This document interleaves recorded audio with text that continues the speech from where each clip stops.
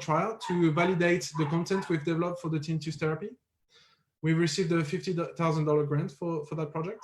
We've also partnered at the University of Auckland to trial the effects of tinnitus therapy in combination with the therapies directly in the app. We've also been successful to get the MVP grant from the New South Wales government, which has allowed us to secure a partnership with Hearing Australia. And Hearing Australia is now recommending our solution in their clinics. And we've also been part of the HCF Catalyst Accelerator. And I'm here today because we are currently raising our pre-seed round that is going to be closed probably by Christmas, not in February 2021, as it's written here. We've already raised $70,000 from the University of Auckland, and I'm here today to ask you if you'd like to be involved in that journey with us. And just to finish some traction metrics, as I said, we already have $125,000 in grants that we've received along our journey, plus $20,000 from AWS credits. We are currently putting together another clinical trial with 6 partner universities around the globe in Belgium, the UK, New Zealand, and Australia. We have 2 ongoing trials that have been taking place in the UK and New Zealand. We have already 780 TinnitusBot users that have been onboarded during our beta. And we also have 5 non-for-profit and commercial partners that have been involved with us. As I mentioned, Hearing Australia was our first partner. That is, they are recommending our solution in their clinics, and so is Soundfair. The British Tinnitus Association is endorsing our solution on their website. It is the second largest tinnitus association in the world. We also have a commercial partnership with Bose that is looking at making us a wholesaler of the solution for hearing. And we are currently working with Triton Hearing in New Zealand, who has more than 50 hearing clinics, and to sell our solution in the clinics. So if there was one message I'd like you to take home tonight, is that with TinniBot, we can help you build a good life with tinnitus. So please don't give up, because there is a way to a good life. So if you're interested in what I just said and are looking to invest in large growth startups, please contact me at matthew@hearingpower.co, or just share the message with people you might know that have tinnitus. Thank you very much for listening. Awesome. I will stop my timer. You were just under the 5-minute mark. So it wasn't I was watching the time. Over to the judges. Well, look, actually, let's do the Q&A, and then we might actually have just introduce the judges. But do one of the judges want to go first? Otherwise, I will call on you for a question each. Luther, why don't you kick off? Fantastic. Since I was the one with my hand up. Oh, sorry. Oops. That's okay. In the shared hey, listen, Matthew, wonderful. Thank you very much for the pitch. It was excellent. Can you just tell me a little bit more about your team and the people who are working kind of behind the scenes? I'm sorry, I think I missed a little bit that. There's you and Fabrice. Have you got other people that you're working with?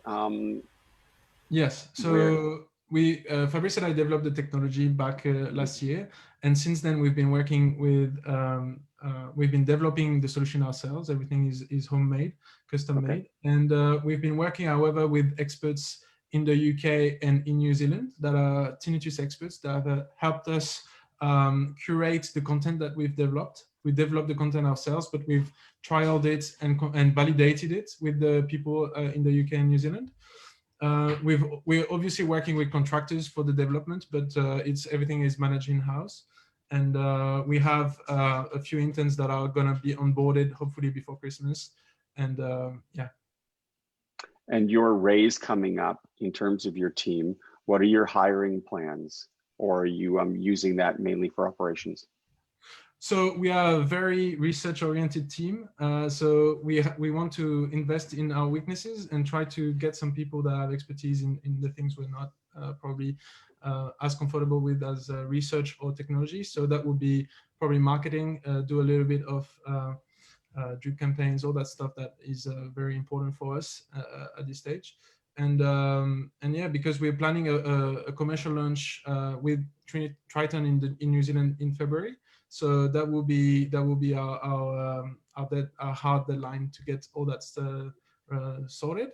We'll also want to invest on the product. Obviously, this is MVP, but needs a little bit of work in terms of features, because we have a roadmap, very aggressive roadmap in terms of features that we want to develop to continue pushing, validating what we've done with the therapist in the app.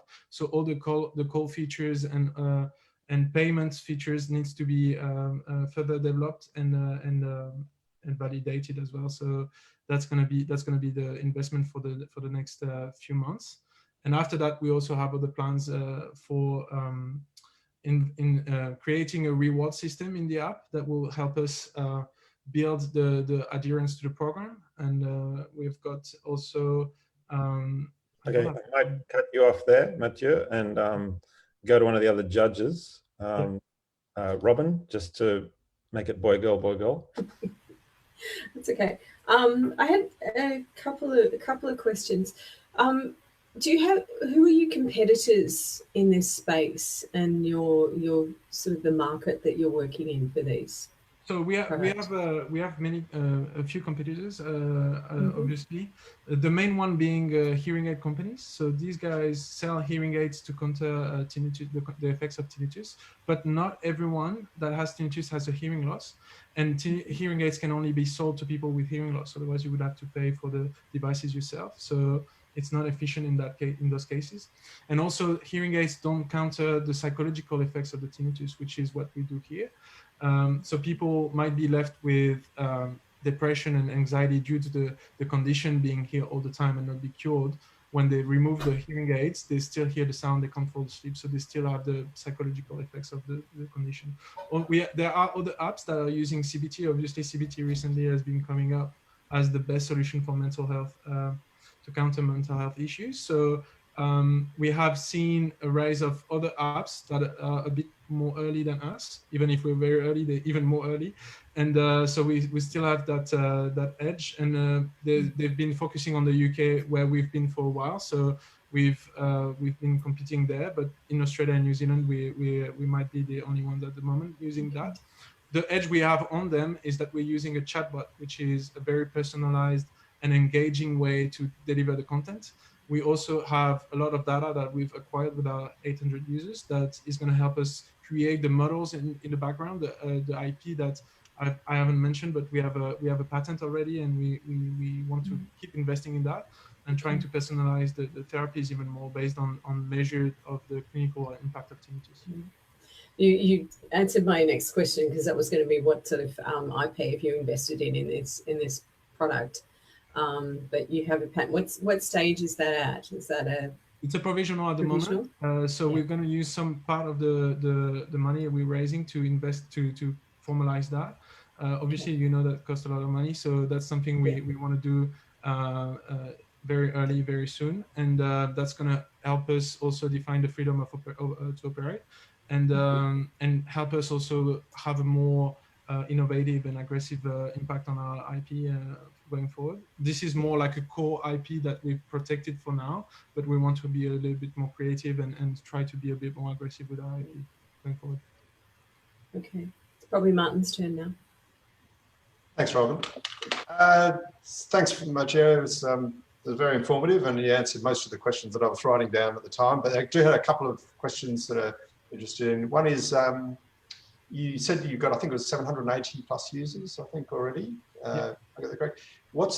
How long have they been on using it, and what feedback have you got so far from that?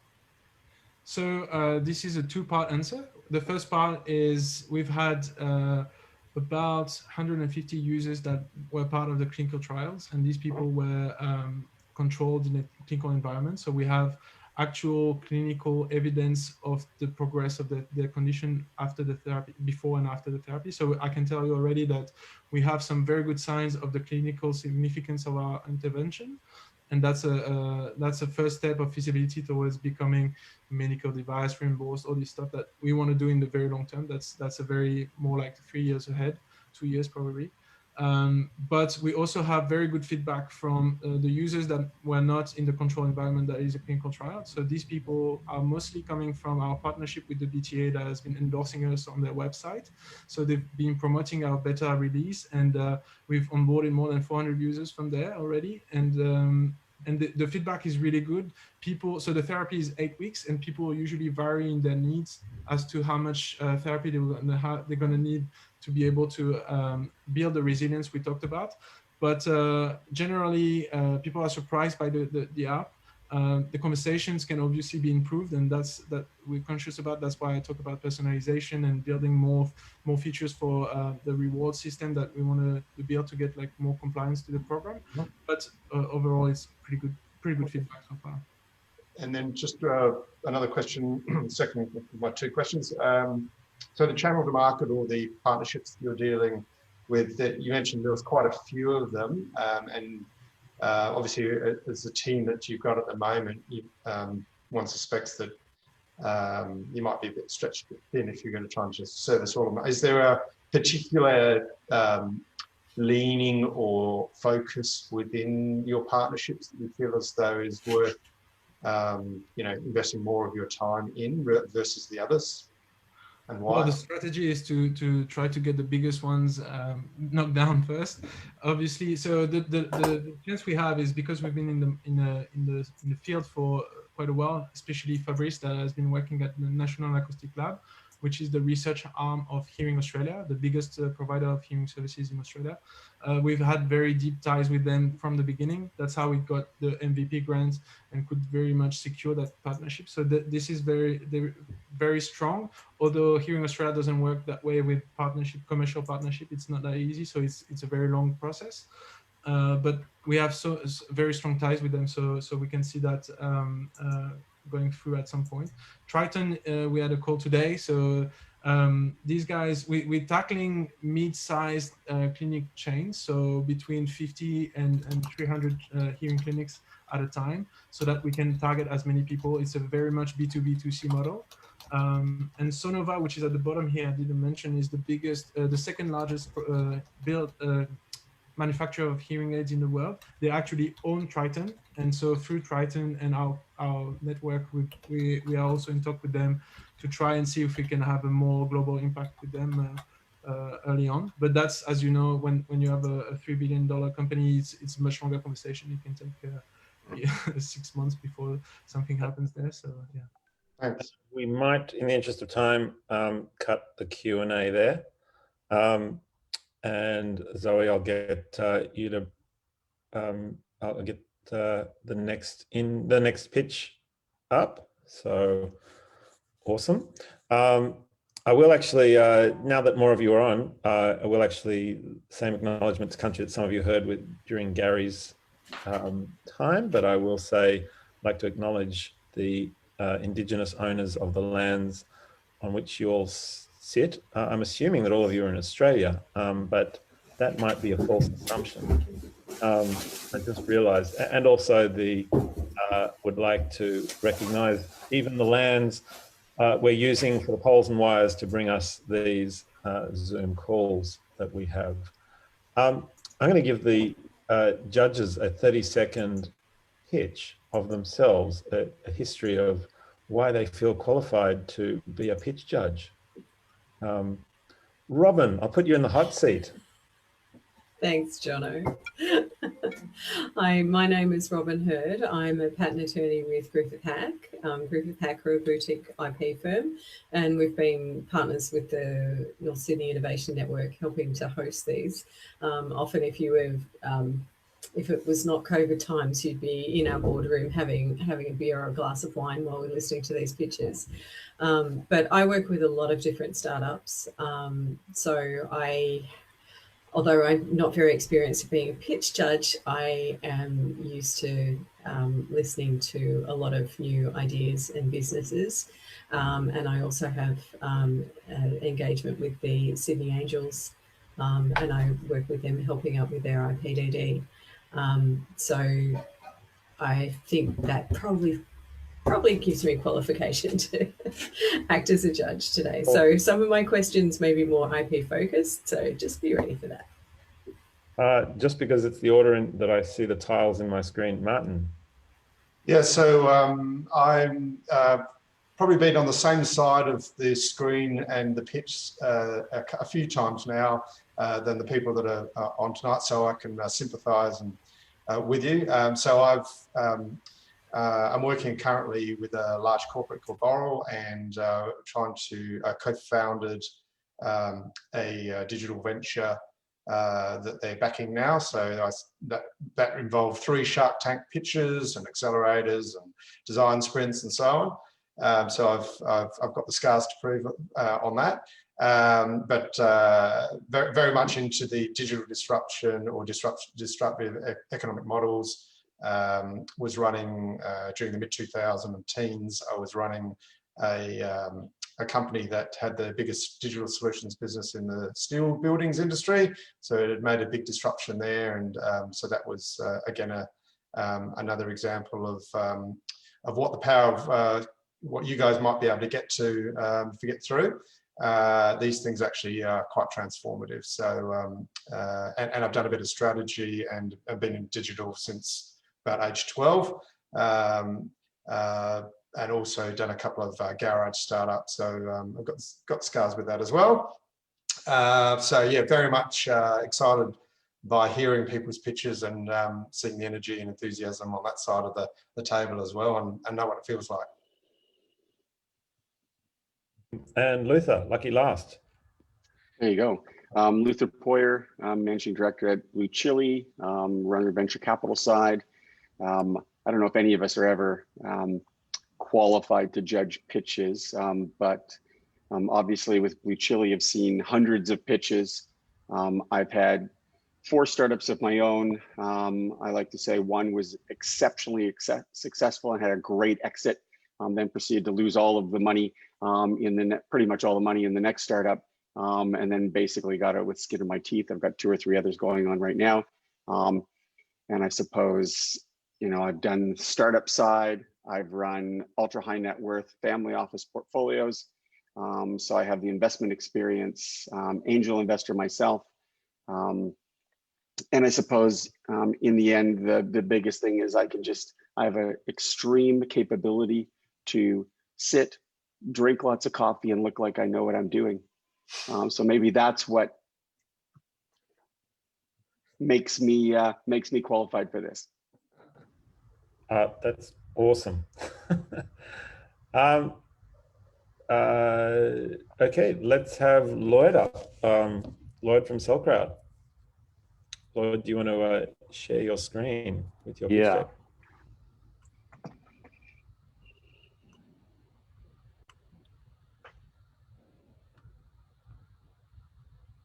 And are you seeing a Stop Hustling book or a pitch deck? I'm seeing started screen sharing, but no images just yet. Oh, and stopped. Okay.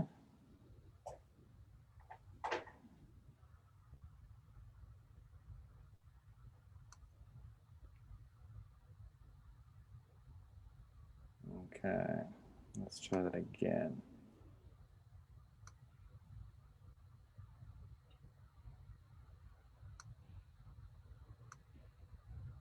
Yep. Now do you see it? Yes. Okay. All right. Ready, set. I'll just go full screen. Are you still seeing it with full screen? Yep. Okay, good. All good. All right. Okay. Hi, guys. My name is Lloyd Perry. I'm the founder of CellCrowd.com. And we are building a global on-demand sales hiring marketplace. If you need a comparable in the real world, think Upwork and Uber for sales. You're close, you're getting close.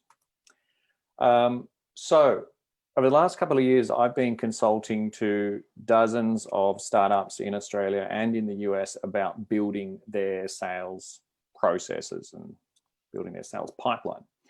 And sales is absolutely mission critical for every business So why is it so incredibly difficult to hire good sales talent?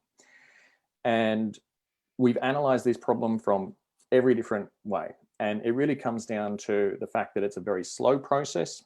It's very high risk if you're a startup or an SMB, and it's incredibly expensive. Average salaries are 63,000 for junior sales rep in Australia, 150,000. The ROI payback period is a very unaffordable period for small businesses. So SellCrowd is solving this problem with data, trials, and a marketplace approach. So we built a platform that enables companies to test and measure salespeople. We have flexible hiring options, including hiring on contract, trials, hourly rate, and performance-based. And we're building a on-demand selling capability. And it really comes down to not just a smarter way to hire, but also a smarter way to sell. So the process that we built for companies is very easy to go onto the platform, find good sales talent, and hire them on a flexible basis. Companies can upload and design their own sales training and onboarding experience through our platform, and they can actually request salespeople to start training themselves in the product during the pre-hiring phase, which is a huge cost saving for companies and helps them to identify talent that genuinely have the right attitude. And we're also building a mobile app, which is really connecting salespeople to leads in much more dynamic ways. So where is the business at? So we've got 5,000 registered salespeople we have 60 different nationalities now. We get 5 to 50 new salespeople signing up every day, all sorts of different specialties on the marketplace. And we've got some premium training and team building features coming very soon. So we haven't had any outside investment yet. We've done 800,000 in GMV gross marketplace volume to date. And all the metrics for the business are starting to grow.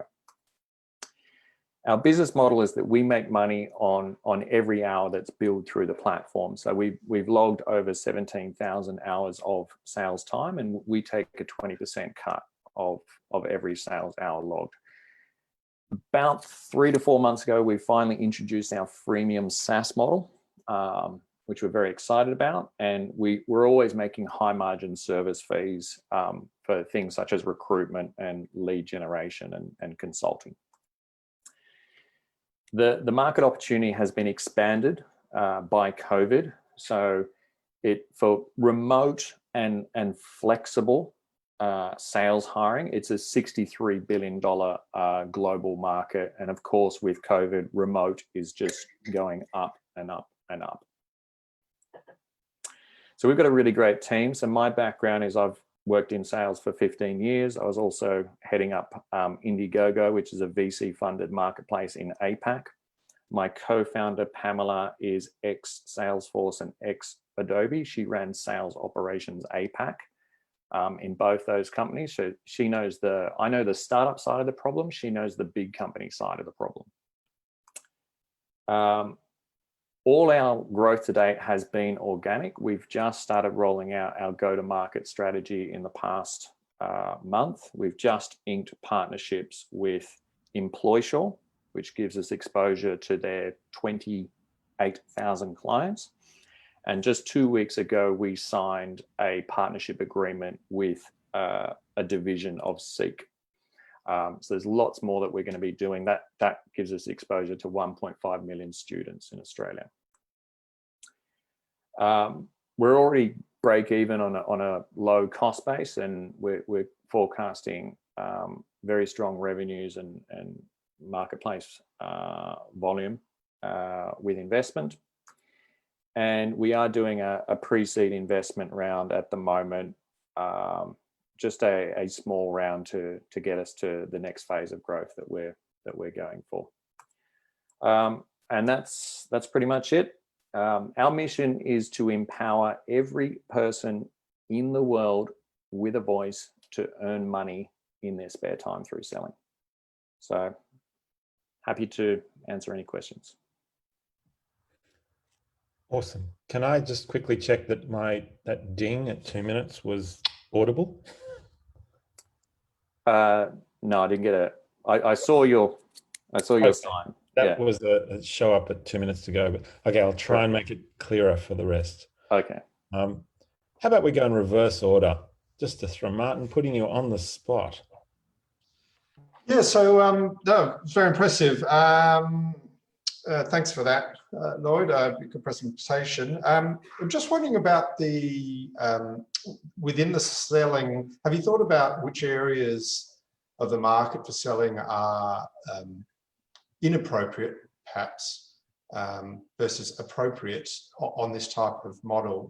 So, it's more specifically the question around if a company has some confidential IP that it needs to, or there's some sort of other trade secrets or a way of work.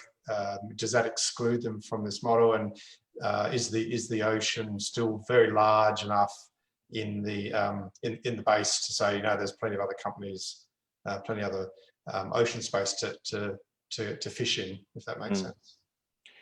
Yeah, I think I understand your question. So I'll start at the back of the question. So the ocean of customers for us is very large.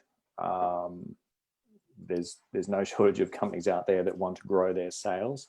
Where we have learnt that our sweet spot is ideally customers that are selling to SMBs or smaller businesses, because it's a shorter sales cycle, a relatively simple product to sell, and a very large addressable market. In our outbound strategies for finding customers that we want to work with, that's the type of companies that we look for, because we can bring to them an incredible amount of scale of outreach that they just can't achieve through hiring full-time salespeople. So those are the businesses that that we're sort of actively looking for. If they have an incredible enterprise product, incredibly complex sale, they always need more meetings. So we can still work with those types of businesses, but we've got no interest really in helping them to sell. That said, our platform and the way that you can deliver pre-hire training and just the reach that we have with our platform, we've got 5,500 registered salespeople, but through job syndications, we can now reach 56 million sales profiles. We're a better hiring solution for those enterprise companies as well. Okay. We're certainly getting there. And just a final question, which is, what do you feel as though going forward in this space, if successful, would be your sort of defensible, if you like, uniqueness or differential? What would make you keep ahead of others if they just see this as being an attractive area? The defensibility will come from a few different things. So like other marketplaces, we'll start to build a network effect. Our mobile app and the way that we connect leads to salespeople, there's a lot of uniqueness in the way that we're doing things there.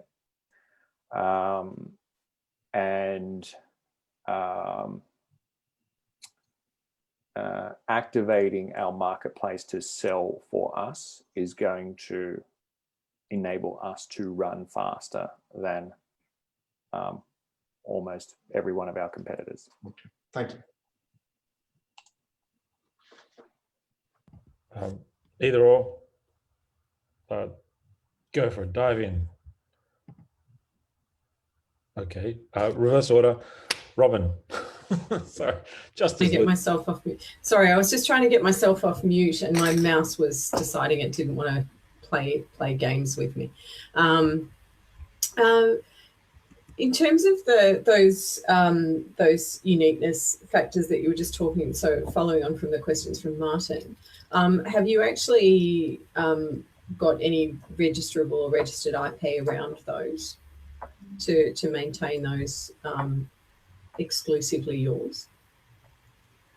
No, beyond a trademark, no. Yeah. Okay. Yeah. Yeah, there might be some patentable stuff that we're doing in the way that we are doing some things around referrals at scale. But I've had experience with patenting software before, and I don't want to go down that path again. No. Well, from on the flip side of that, then, if the patents are not an option for you, what,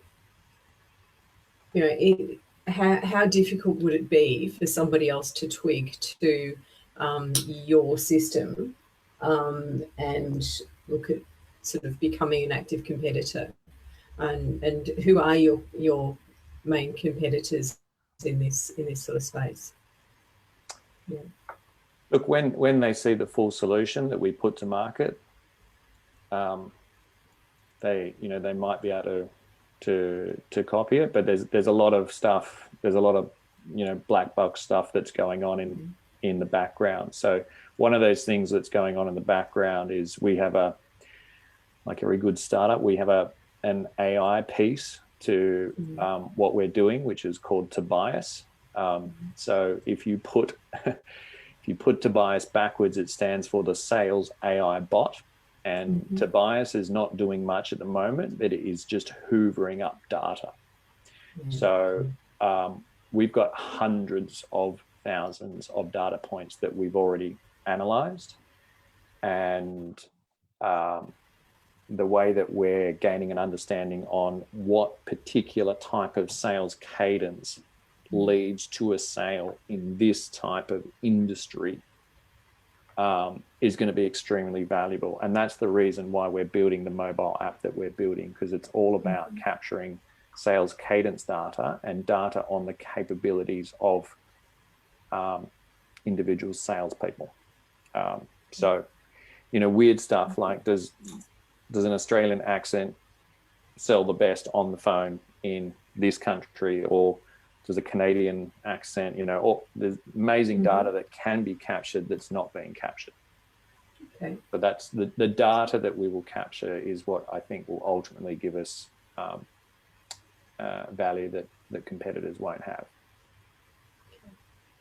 Did that answer the question? Yep, that helped. That's good. I think competition I didn't quite answer. So competition is Upwork and Fiverr and divisions of those companies. It's also recruiters. It's also the internal sales team, a sales manager that sees us as a potential threat to their own sales recruiting efforts. And there's a couple of startup competitors that we're keeping our eye on, but they're not doing things the way that we're doing them. Okay, I'm going to keep moving things along to Luther. Sorry to cut in. Thanks, General. Thanks for that, Lloyd. Excellent presentation. Appreciate that. You laid out the problems I've experienced myself nice and succinctly. And I will say that it's Canadian accent that sells better. But anyway, that's just personal opinion. Listen, you mentioned COVID at the start, and that has changed your marketplace and probably changed a little bit your go-to-market strategy. Talk to me about quickly, because I know we have limited time, about how you changed and how you kind of shifted or pivoted with COVID, and if you think there are certain opportunities within COVID for you at this time. We didn't pivot a heck of a lot because we always had our eye on remote sales. So we're a flexible marketplace. We're a remote sales marketplace. We were always sailing into that headwind. So that was just, you know, it's remote is the future. That's what we believe. Like account executives in tech and startup worlds, they eschew face-to-face meetings now. They're all doing video demos. So we went from a headwind to a tailwind. How did that change certainly your go-to-market strategy? Just accelerate it? Yeah, well, we were organically growing. So now is the time for us to really start accelerating with that change. So we haven't quite accentuated enough that remote sales is what we do. And one of the things that we specialize in recruiting for, and that's partly just because we haven't quite built out some aspects of the solution. So yeah, it's an enabler of growth for us. Okay, good. Okay. Thank you, Lloyd. All right, thanks. Unshare. And Zoe, who do we have up next?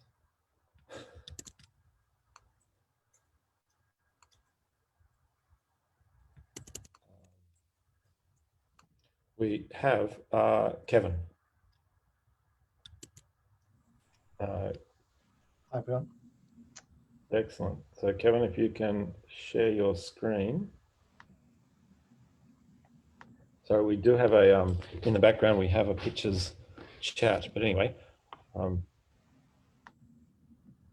cool. I'll let you go full screen and kick off if I sort of put this here in front of everyone. Do you want to go full screen on that slide deck? Yep, sorry. Hi, everyone. I'm Kevin Cheng. The problem that we are seeking to address with our startup called Osana is focusing on health and well-being. It is going to be much more important than it already is post-COVID. Unfortunately, our healthcare system, where I've worked for over 20 years as a doctor, is very much on demand and reactive. It only kicks in when you get sick. And unfortunately, it's also costing individuals and the Australian economy too much. It's going to run out of money as well. As a result of that, both individuals and Australians suffer, as well as the health system overall. When we don't get in early, prevention is always better than cure. There are more health issues. Australians have lower quality of life than they could have. Individuals and the system incurs higher costs because of healthcare later rather than earlier. And unfortunately, some actually die earlier as a result of this. So we're really trying to focus on a prevention approach to healthcare. The solution which we have trialed for 2 years is using 3 approaches. The first is an innovation around how medical care is being provided. So getting in early and supporting people when they are well, not waiting until they get sick. If you have a car, you don't wait until it breaks down. The second innovation is to engage people in their own health and well-being and work with them together. And the third is to focus the health system and the service on results. And we have got some traction and the feedback has been that prevention is a big focus for what we call patients and members in the system, and building relationships and disrupting the way we provide healthcare, which we've provided through many decades, is actually delivering both better outcomes for people and also transforming their lives, which is our mission. The market is significant. It's one of the biggest growing sectors that we have. And the serviceable market, which is about 5% of total healthcare, that's the services in the community, so your local GP, your local physio, is about $7.5 billion. And then what's obtainable for us is to set up clinics which provide our model of healthcare, our service, and we can capture over a third of that is potentially $3 billion in capital cities. Our business model is creating a change in two ways. The first is that we offer a subscription service for patients. This is quite new. We're the only group to do it in Australia. And members join our clinics for $9 a week. And in addition, that we get reimbursements through Medicare. So that's our B2C model. We also have a B2B model, and we're starting to talk to government, health insurers and health departments about giving us a retainer to manage people over a year, so $500. In addition to that, we want to put our money where our mouth is, which is delivering better results. If we deliver better results, then there is an added bonus, a pay for performance top up. The reason why we think this is compelling is for a range of chronic conditions, and Australians generally are similar to first world nations, an aging population.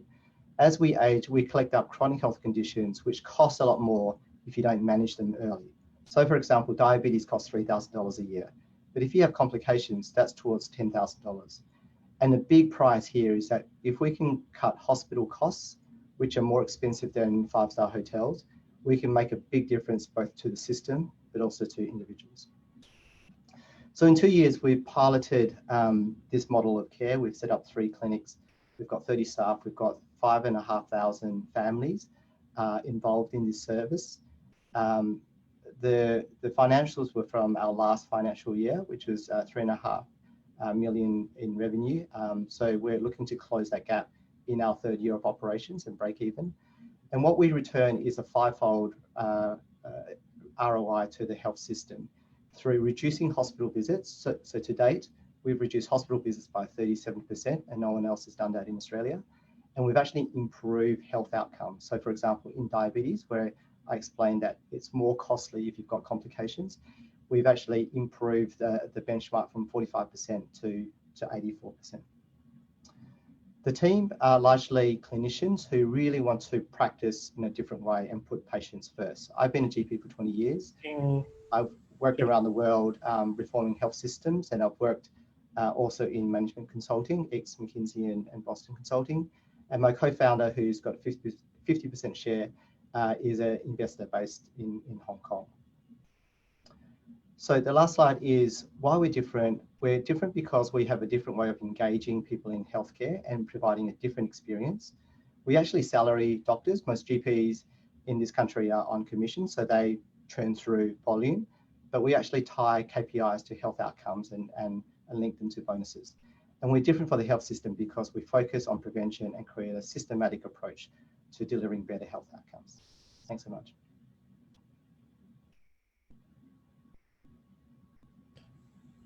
Okay, I'll throw it open to the floor again. Anyone want to jump in and just take your mic off and speak? I think I'll go there first. Okay. It's like high noon. Thanks, Kevin. Impressive performance there. I just wondered whether you could just invest another 30 seconds just explaining, if I can just play devil's advocate. It seems as though there are sort of golden nuggets of value in there, but they're kind of distributed between different parties in the whole ecosystem. And pardon my bluntness, but how the hell do you actually sort of connect it all up and say, you know, we've got a business model, a commercial model where we can extract the value, and that we're trying to, you know, and people will pay for it because, you know, different parties who benefit might not be the ones who are paying the money, if that makes sense. It seems to be a very complex lattice or matrix. How have you managed to unpack that or do that puzzle? Yeah, that's a really good point, and that actually points to the challenge that we have with the health system. It's very fragmented along the value chain, and we are solving a problem that is going to benefit someone else, if you like. So our B2C model is creating awareness around what the problem is and focusing people and their families' attention towards better health. And a lot of that is creating value and willingness to pay for feeling better, getting better sleep, feeling more active. So our centers have like exercise classes, yoga classes, meditation. So our members pay for that bit. On the B2B model, that's where we are going to contract with hospital payers. So on the private side, they're health insurers, and on the public side, it's state government. And they will reap the benefits because if we can reduce hospital visits, then they save on the hospital bills. So there's a return to the entire health system.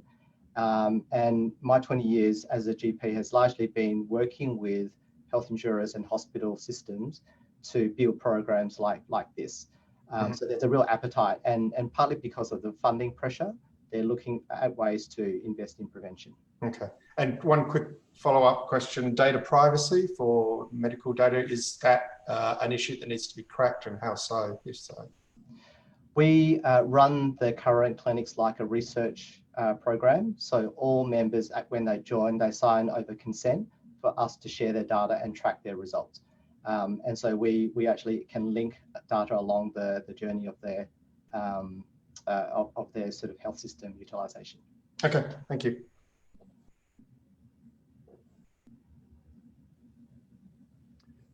Kevin Luther here. Thanks for that. So I know you're in Australia, capital city right now. Do you see this as a model that can work in Hong Kong, Singapore? So are there expansion plans? And have you looked at how this could benefit one area of Australia, which I think, listening to your service, kind of sticks out for me, is regional or remote area, where the healthcare costs and provision of healthcare on a post facto basis is really high, and preventative healthcare is probably not as focused as it should be. So expansion offshore and regional and remote outside of the cities, is that something? Is that on your radar? I would say on expansion, we're wanting to expand to other capital cities before we go overseas. But our cohorts, our service is most amenable to older cohorts. So our sweet spot is between 45 and 70 years of age. That's where we can get the most bang for buck, if you like, prevention-wise. So older populations in Asia. And then, sorry, Luther, your second part was? Regional and remote. Australia has real problems with preventative healthcare. And considering that your program reduces, especially for an aging population, hospital visits and really nips a lot of stuff in the bud, it seems to me like this would be a great place for AUSANA to address regional remote healthcare, especially when you have much older population in those areas. Absolutely. So we see that the problems that we can address clinically are agnostic of affluence or geographic location. So we absolutely think through the rise of telehealth, through Zoom consultations, through phone calls, that we can reach a lot more of the Australian population and help them. And for example, we're talking to one of the big insurers about setting up a clinic in a regional area at the moment. Thank you.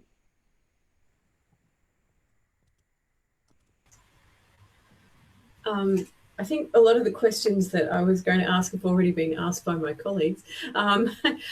What do you see as being the key barriers prohibiting or that you need to overcome to meet those expansion plans, particularly in sort of the regional settings? Because it seems like there's a combination of face-to-face and software-based modes of care provided. What sort of barriers does that or challenges does that bring for you?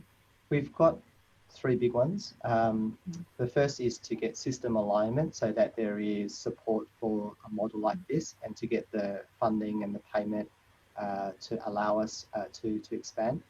The second is also adoption by the medical community. By nature, us as doctors, clinicians are very risk adverse, and we're one of the sectors that are very slow to innovation, arguably. And then third is uptake by the broader community. And so on these three challenges, we're working actively with the CEOs of the health insurers, with hospital groups. I've been down to Canberra and had enough meetings with the health minister to galvanise support across the system to allow payment for this. We have been very active within our industry. I go to conferences, write a lot of articles, and we're often seen by our colleagues as being the most innovative medical clinic in the country. And the third is we're getting good support in local communities. We have an NPS of 80, and we're growing quickly in that there's a real demand for a medical model that marries healthcare with the wellness industry. So a lot of work to be done, significant challenges, but we're hopefully heading in the right direction. Yeah. As I say, there's a lot of talk about the, wellness and preventative and sort of all of those holistic sort of approaches to self-care and development. How do you differentiate yourself in that market? Yeah, good question. The folks that we, in a way, need to help aren't the ones that are really focused on wellness. They're not the ones joining gyms, eating organic food and have wellness apps. It's those that are not in that category that suffer health complications earlier. So the trick is, how do we use the medical workforce to engage those folks on preventative care? And we can catch them whilst they're sick, but also see them when they're well is part of our model.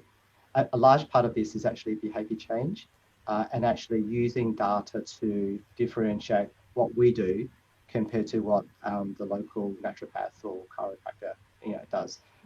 So we've actually contracted with a group called the Georges Institute for Global Public Health, which are a large research organisation to track data, and so that we can prove this at scale. Okay, cool. Sorry, I had to hit the mute button. Thank you very much, Kevin. We'll keep rolling along fast and furious. Sheila is up next if you want to share your screen. Yeah, sure.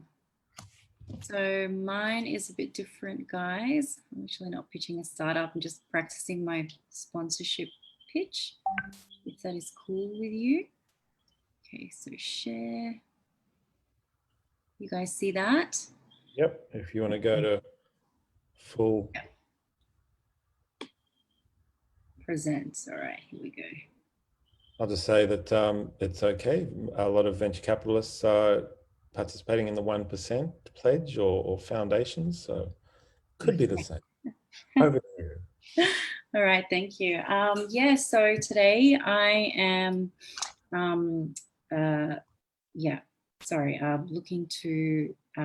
looking for sponsors. How do I go back to the beginning?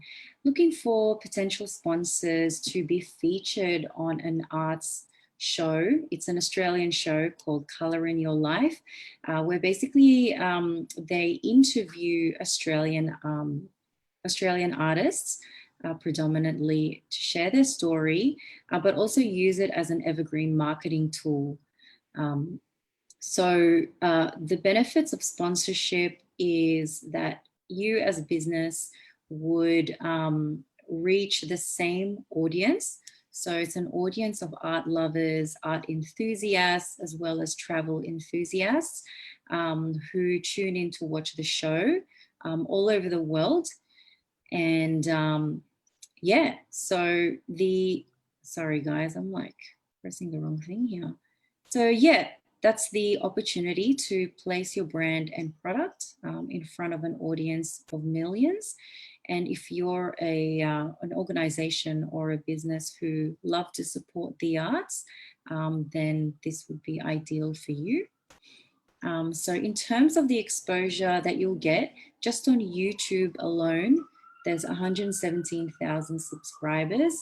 And to date, there's about 15.4 million views of total episodes. They have about 20 plus seasons at the moment. But we're talking, airing on over 300 TV stations worldwide, and also in all these countries, the US, New Zealand, Canada, Europe, South Africa, the UK.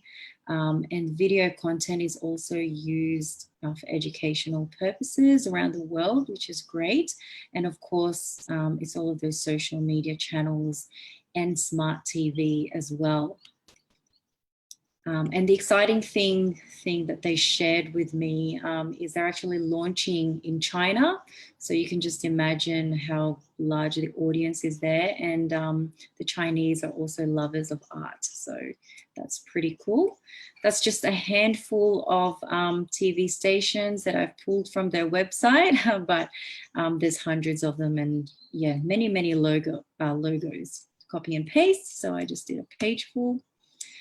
So who would you be sponsoring? So that would be myself.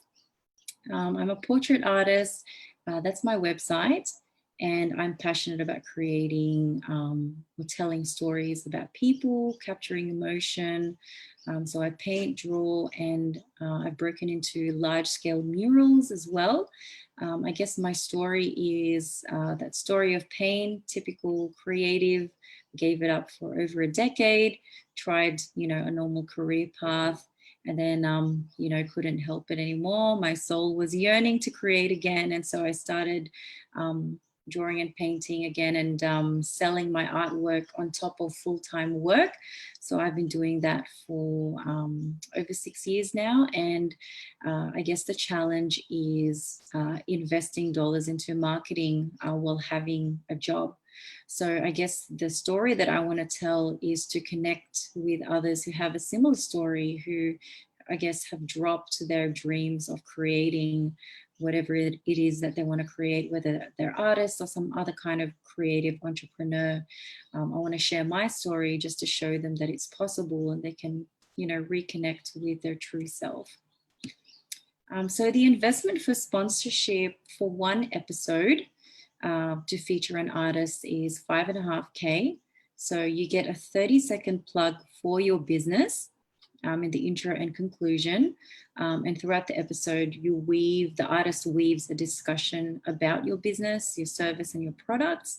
Obviously, your logo and your website will be featured in the actual show, as well as the Color in Your Life website and channels. You also have the option for part sponsorship, and this is really great for like art supply stores who can place their paints, watercolors, and other art materials that the artist can use as a demo. You could also support the production team who might need accommodation and things like that, and transport to film the artist wherever they are. So the return on investment, the example here, is at the end? 2 minutes, sorry. Okay. Yeah, finished? 2 minutes ago, sorry. Okay, yeah. So Hydrocryl paints, they did really well. They've sponsored quite a number of artists for the show, and they do it because they keep getting traffic towards their website, and it's the right audience for them. So that is one, I guess, successful return of investment. And yeah, the content is evergreen. One example is one of the artists who was filmed back in 2012. His episode alone has now accumulated 1 million views on YouTube alone. So it's an audience that keeps growing. So whoever sponsored that show gets the same traffic as well. So the content never gets old.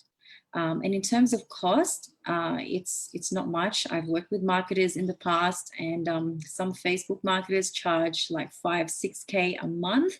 That's just their service fee, not even your ad spend. So this is really quite a cheap marketing option.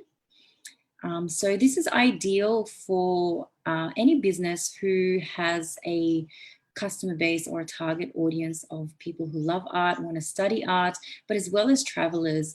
So not just art supply stores, galleries, venues, but also people like hotels, pubs maybe, hospitality, maybe a chain of restaurants, local councils as well who want to put themselves on the global map, and of course like creative businesses, and they even suggested some property developers because they want visibility as well. So my ask for today is, do you know someone who would be interested in investing in something like this? Someone who is interested in supporting the arts and have that target audience or customer base. So yeah, that's it, guys. Those are my contact details if you want to know more. Thank you. Awesome on timing, just as the 7 minutes clicked. For some general comments, who did we have last time? Go backwards again, Robin. Okay. All right. This sounds really, really interesting and a different style of marketing. How would it work for someone who is a sponsor? You sort of said if you were to be a sponsor, then you would essentially have your products and services integrated into the segment that was being sponsored on the art show. How do you envisage that sort of working with you to say script that or? Yeah, so I guess the best example would be to show you a couple of the episodes, but basically what it looks like, for example, for this business who sell acrylic paints, they, at the very beginning of the show, they get a 30-second plug. That's all about their business. So the host, his name is Graham. He pretty much just says, oh, Hydrocryl Paints is an Australian-owned company that sells acrylic paints. And then there's like video footage of, one of their warehouses where you see footage of them producing and creating the acrylic paints. And I guess footage of the store. And then throughout the episode, the artist uses the paint to demo a painting kind of thing. So while they're telling their own story, they're using that product. So I guess that product placement is visible throughout the whole episode. And if it's like if it's a local council, they would say provide a venue. So they'd get a plug at the beginning. So this show was made possible thanks to, say, North Sydney Council, who kindly provided the town hall so we could film this episode. And then there'd be like, I guess, footage of the scenery in the area, the Harbour Bridge or whatever it is. And then the artist will talk about how, I'm so passionate about my community, North Sydney, and that kind of thing. So it's kind of like just craftily woven into the story. Okay, keep moving along. Sheila, Luther here. Hey, Luther. Thank you for that. I have a bit of an interest in this sector, so it's an interesting concept. Do you only film in Australia, Australian artists? Do you go offshore? Have you done things across Asia or in North America or Africa? Oh, so they have a team in America and the UK. Okay. So I'm not sure about Africa yet, but definitely in the States. They've got production branches there. And if I remember, a couple of European countries, but they are looking to expand. Okay. And your connection with them in that sense is in terms of looking for sponsorships for the programming? Yeah, for the programming. So it's a partnership, instead of, I guess, an artist investing in the cost themselves. If they partner with a business, then, two parties can benefit from the exposure. Okay. Yeah. Good. Thank you. No worries. Just a quick one, Sheila, a very innovative pitch in terms of trying to connect different parties together with mutual interest. Just a quick one. You said that one of the episodes sort of went viral or whatever. Just curious to know what it was the X factor for that particular episode, and is there an opportunity to outperform some of the other episodes for this particular one? Oh, the one that had the 1 million views. Yeah. Yeah. Oh, the artist was amazing. Right. He's a watercolor artist based in Melbourne. I can send you the link if you want, if I can find it. Yeah, afterwards, that's fine. Yeah, Yeah, no, afterwards. just, But yeah, his art is just amazing. It's like Right. streetscapes and yeah. Fabulous. Fabulous. All right, well, then hopefully you'll be the same. Yes. Good luck with it.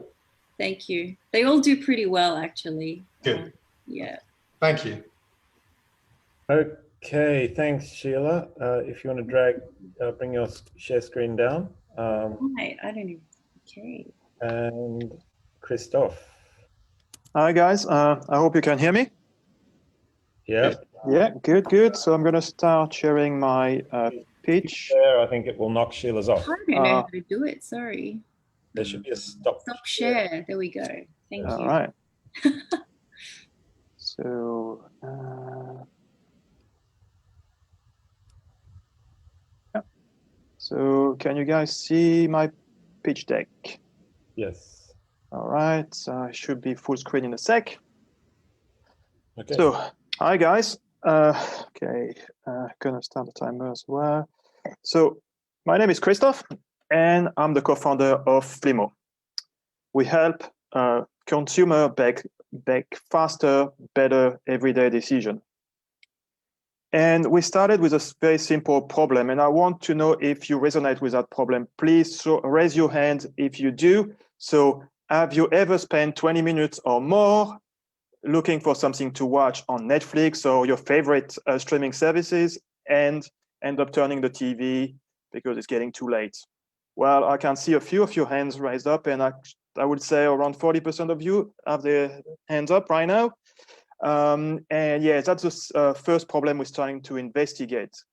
And why, you're going to ask me, why is that? Well, there's a few reasons. First, the abundance of content. Also, we often try to make that decision with other people, and it's even harder to agree when there's multiple people involved. And also, sometimes we find something that's pretty decent to watch, but we always think that there's something better. So how we try to solve that? Well, we started with an MVP that we launched late last year. An MVP where first we ask you, are you with by yourself or with your friends? And then we ask you a very simple thing, what mood are you into? And then we only give you 2 minutes to go through as many recommendations as you can. And at the end of the 2 minutes, we tell you what you and your friends have agreed to watch together. So after launching that MVP, we made a lot of findings. The first findings is, as I mentioned earlier, it's actually more difficult to decide as a group.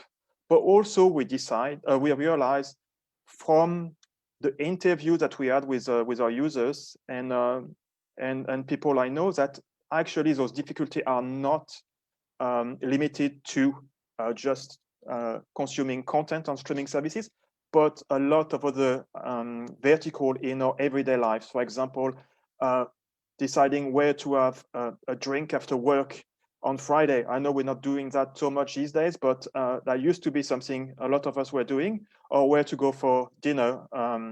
Or let's say we have a friend having a birthday coming up and we all want to chip in to buy a nice present, but we always end up buying something a bit lame because we can't even like decide really what would be the best present for that person. And expanding to those vertical will open us to some very interesting revenue model through commission. The other finding, and that's a bit unusual, is on the B2B front. By building this app, we realize that actually getting access to those streaming catalog is actually either very expensive or extremely difficult to do when you do it on your own. And there's not really API available for a startup like mine at an affordable price. So we're exploring those two fronts.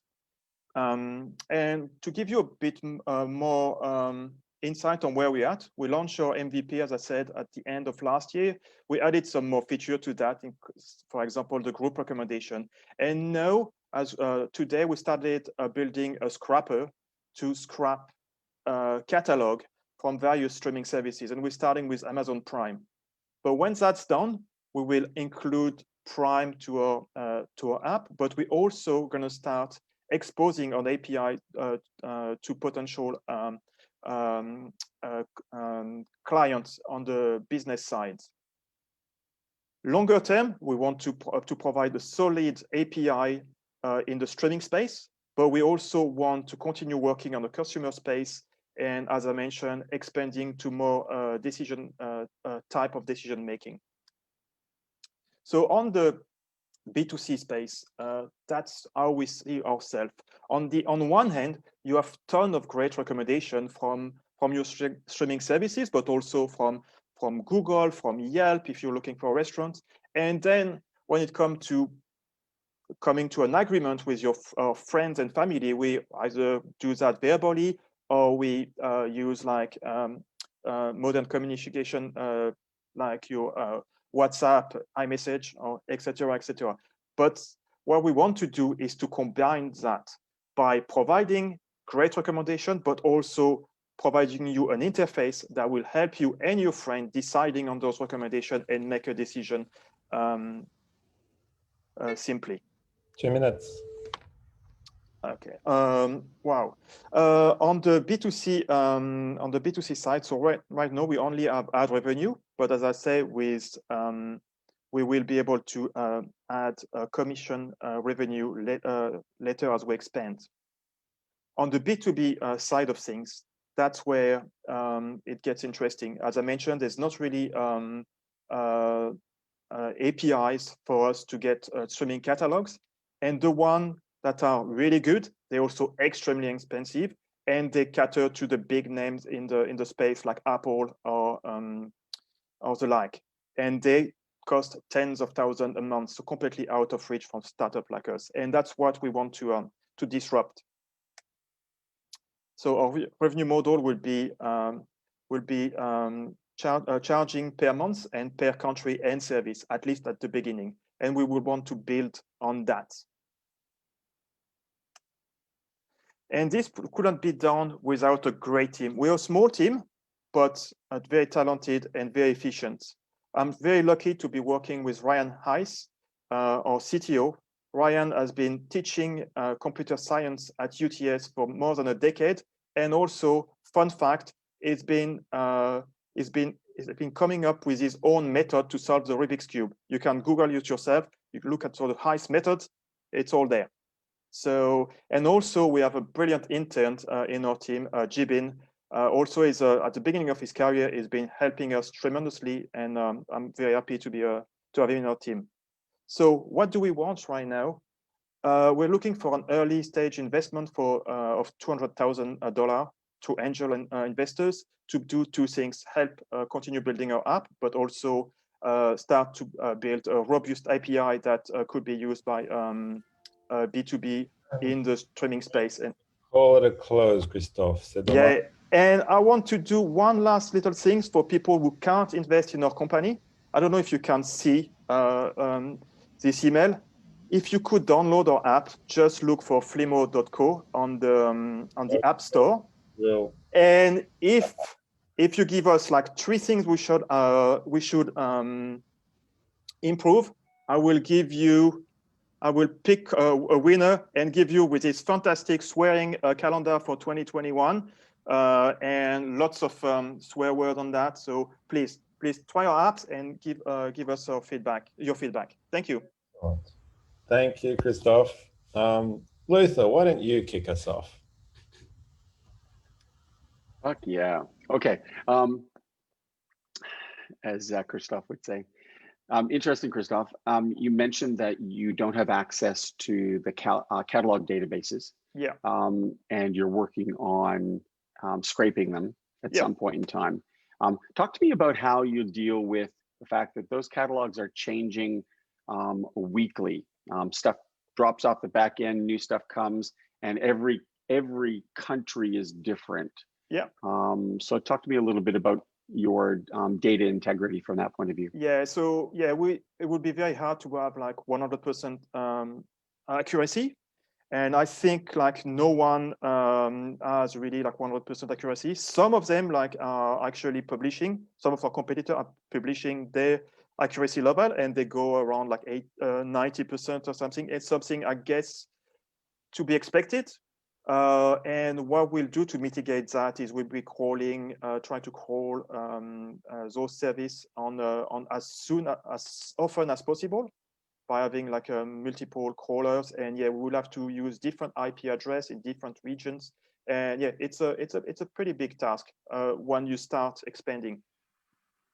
Okay, and if I can get one more question, John, you mentioned, Christophe, that with the two markets, the business, the B2C and B2B, what's that split? You said you've got a target revenue of $1 million ARR. Yeah, this coming year. What is that split between? It's B and C? yeah, I think that it will be probably. It all depends what. Yeah, it's. I think it would be the majority will be. We're hoping the majority will be from B2C. Once we get the traction we want. But in really the B2B is more like a backup, I will say. I don't have the exact number at this stage. Okay, I'll let my compatriots ask away. Thank you. Thank you. Robin, you want to go first?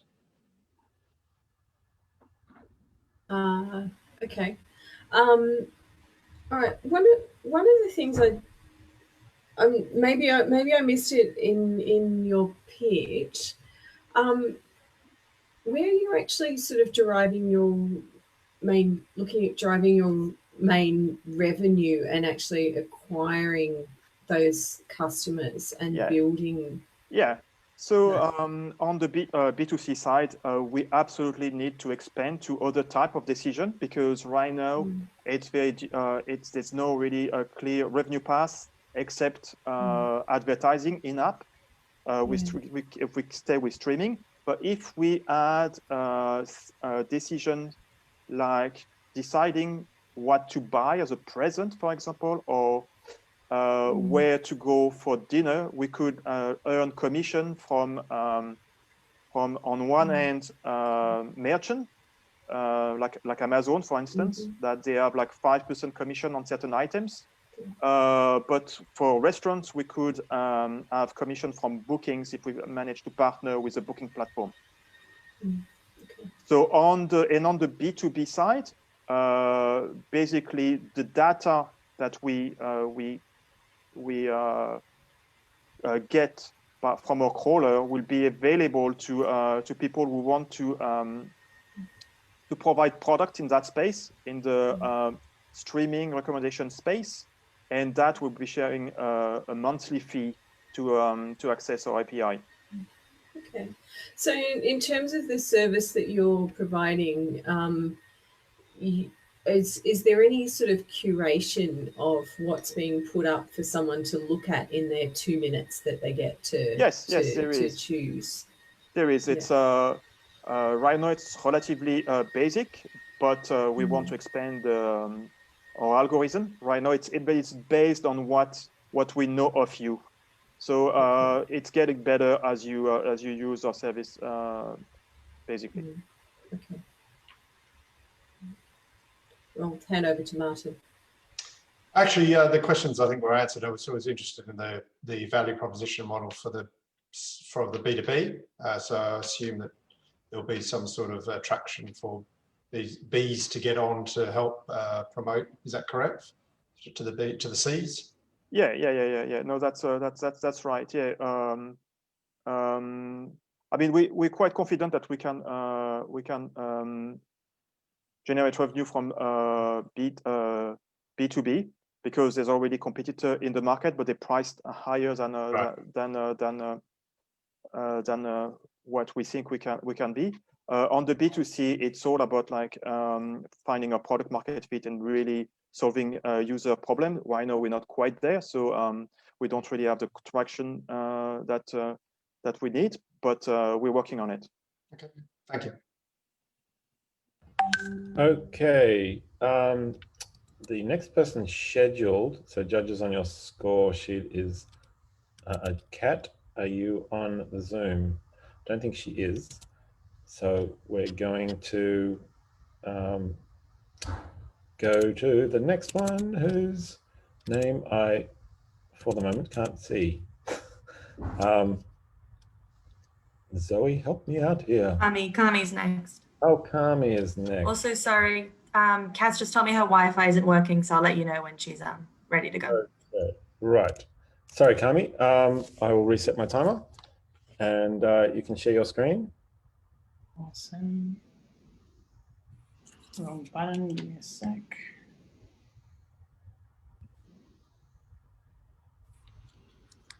Okay. Hopefully everyone can see that. Yep. Good to go. Fantastic. All right. Well, hi, everyone. I'll start with a quick story. About 10 months ago, my father was traveling interstate, and upon returning back to Sydney, he realized that he left his pillow at the hotel.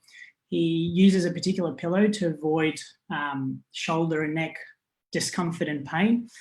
So he had to have that pillow for the night. With about 1 hour to go before stores were closing, my dad immediately went to the store where he originally bought the pillow from. But unfortunately, they were out of stock.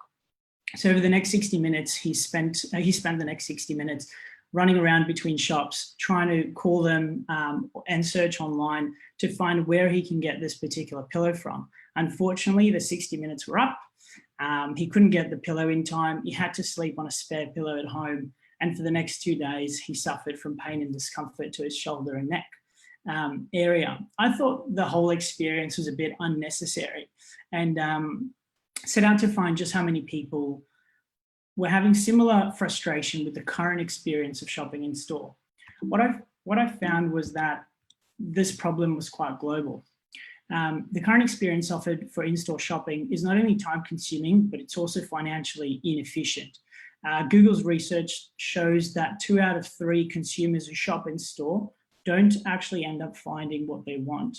And 43% of the consumers who shop in store leave the overall experience feeling frustrated. On the other side of this equation are the retailers, who, to continuously engage with their customers and remain competitive, need to keep learning about their customers. And that, in today's age, comes in the form of data and analytics. So unfortunately, though, only 22% of retailers actually track their customers' shopping behavior, and only 25% of retailers track in-store foot traffic. So there's a massive amount of data that isn't being captured at the moment.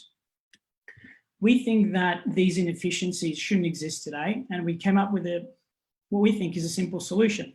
Local Hopper is here to connect traditional retailers with consumers through a digital marketplace. The technology that underpins that interaction is an integration between a traditional retailer's inventory management software and a search function. So 74% of traditional retailers in Australia use an inventory management software to manage their data. So there's quite significant space to enter there, and that's just in Australia. The journey we create for consumers as a result of this marketplace is that users are able to quite easily discover information on products from nearby stores. So if you have 2 extra guests coming for dinner in an hour and you're short on wine glasses, simply pick up the Local Hopper app, search wine glasses, and find out exactly who sells them, for what price, and whether or not they have it in stock right now. Once you find a product that you want, you have 3 options to purchase it. You can either go to the store and pay with a barcode. You can pay for the product through the mobile app and go to the store and collect it, beating the queue on the way. Or you can actually have the product delivered to you, whether you're at home or at work, in under 60 minutes. The more people use the platform and the more they interact with it, the more we learn about them, and then that increases our ability to offer special offers and curated content. The benefits are quite clear. For users, they save time, they save money, and they cut through the noise of not having to look through dozens or hundreds of options to find what they want. They have personalized content for them, not only for online shopping, but for in-store as well. For merchants, it's a really big opportunity because we're letting them compete online for a fraction of the cost and letting them engage with customers in a very meaningful way. So we're expecting to increase their revenue opportunity and their customer loyalty. An increase in in-store foot traffic is also expected because we're digitizing data that is typically physical. The reason this is really important now and why we're sort of really picking up momentum is because COVID-19 accelerated the push to online by about 5 years. So in the short term, there's going to be immense pressure on traditional retailers to not only innovate drastically, but also compete online. So that's what Local Hopper is here to do, to help the local businesses, the small and medium businesses who don't have the capability to invest, to remain competitive. Unified commerce is a big problem and the commercial opportunity is quite significant. So total global revenue from in-store retail in 2020 was $22.1 trillion US. And that includes all the inefficiencies that we've spoken about. Looking at revenue on an industry level, in terms of opportunity, which is sort of addressing the inefficiencies that exist, and uplift, which is capitalizing on the positive opportunities. There is extensive research by SAP and Adyen to suggest that approximately 2 minutes to go. $2.6 trillion US worth of revenue can be added to in-store retailers. So Local Hopper doesn't address all the inefficiencies that exist today, but carving out the stuff that we do focus on leads to a potential industry revenue increase about $1.8 trillion US. So that's not what we claim to be achieving or trying to achieve, but there's significant value to add there to the retail industry, and that's certainly what we're going to go for. The revenue streams are quite simple. There are three. One is a delivery fee and transaction clipping, just like Uber Eats. The second is a freemium model to list inventory data for free to encourage listing, and then premium features such as direct-to-consumer engagement and analytics will cost a monthly subscription fee. Then there's the paid advertising for product promotion, just like Google does with their model. The team includes myself and Michael. I work as an M&A consultant, and my expertise is in operationalizing strategy. Michael has worked with Australia's largest retail companies, and his domain expertise lies in inventory management softwares and being a system architect in that area. So he's got really good expertise there. The focus areas we currently have are launching our private and then public beta, which we're really focused on right now. Getting the right expertise on board from an advisory perspective. So I'm spending a lot of time talking to potential advisors and trying to get them on board, and costing our pre-seed fundraising, which we're having conversations about as well. So if anyone has experience in those areas and is interested to have a chat, I'd be very, very happy to talk to you. Thank you. Another awesome one on timing, 3 seconds to go. Eeny, meeny, miny, mo. Don't know, Robin.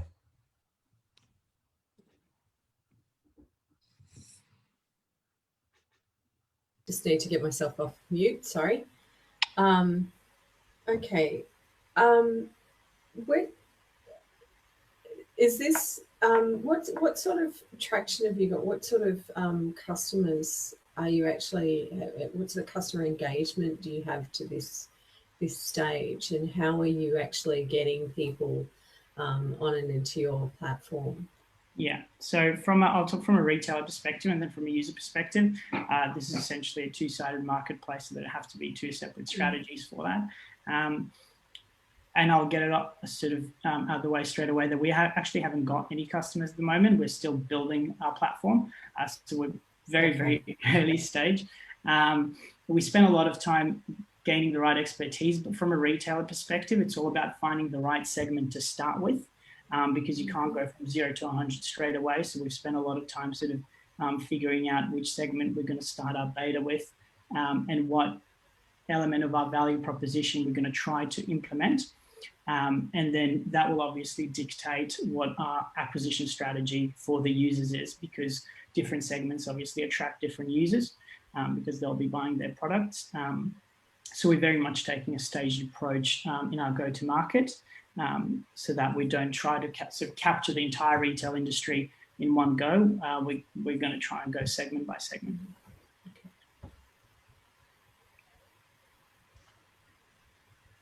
Hey, Carmi.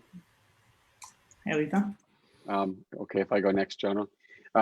Thanks for that. That's a big thing to bite off and chew. So well done for taking on the challenge. Two-sided marketplace and the kind of problem you're solving is massive. You said that right now you're looking at getting ready to put a beta product in the market, and you're going to focus. Talk to me a little bit about how you're going to limit your MVP so it's doable. I mean, right now you've got massive database acquisition, you've got delivery, you've got a whole bunch of things. Tell me, what does your MVP look like right at the start? If I'm an investor and I'm putting money into it, what is that? What's the minimum you're going to pump out there? Yes, I won't lie, that took us quite a lot of time to figure out just because of the size of this. But I'll sort of say what we're doing, and then I'll try to talk to the logic behind it. So as I mentioned before, there are 3 ways to purchase a product through the local Hopper marketplace. One is going in store with a barcode. The second is a click and collect. The third is a delivery.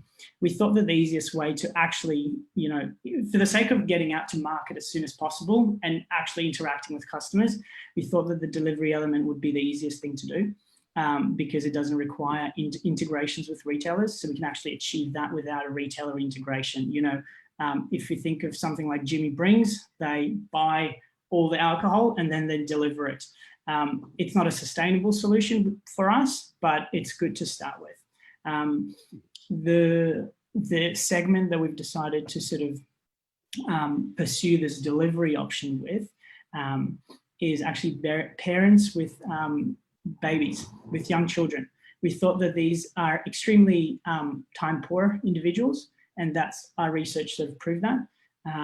And these people are also quite immobile. So if a baby is sleeping in your arms, you'll probably give, you know, quite a lot of money to have someone deliver nappies as opposed to waking them up and going to the pharmacy to get to get a pack of nappies. So we thought that these people would sort of be a good target, initial target segment.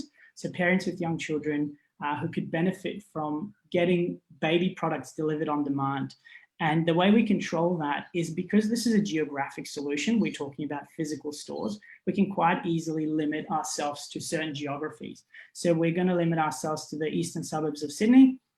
Through research, we found that there are approximately 50 to 70,000 parents with children between 0 to 3 in that area.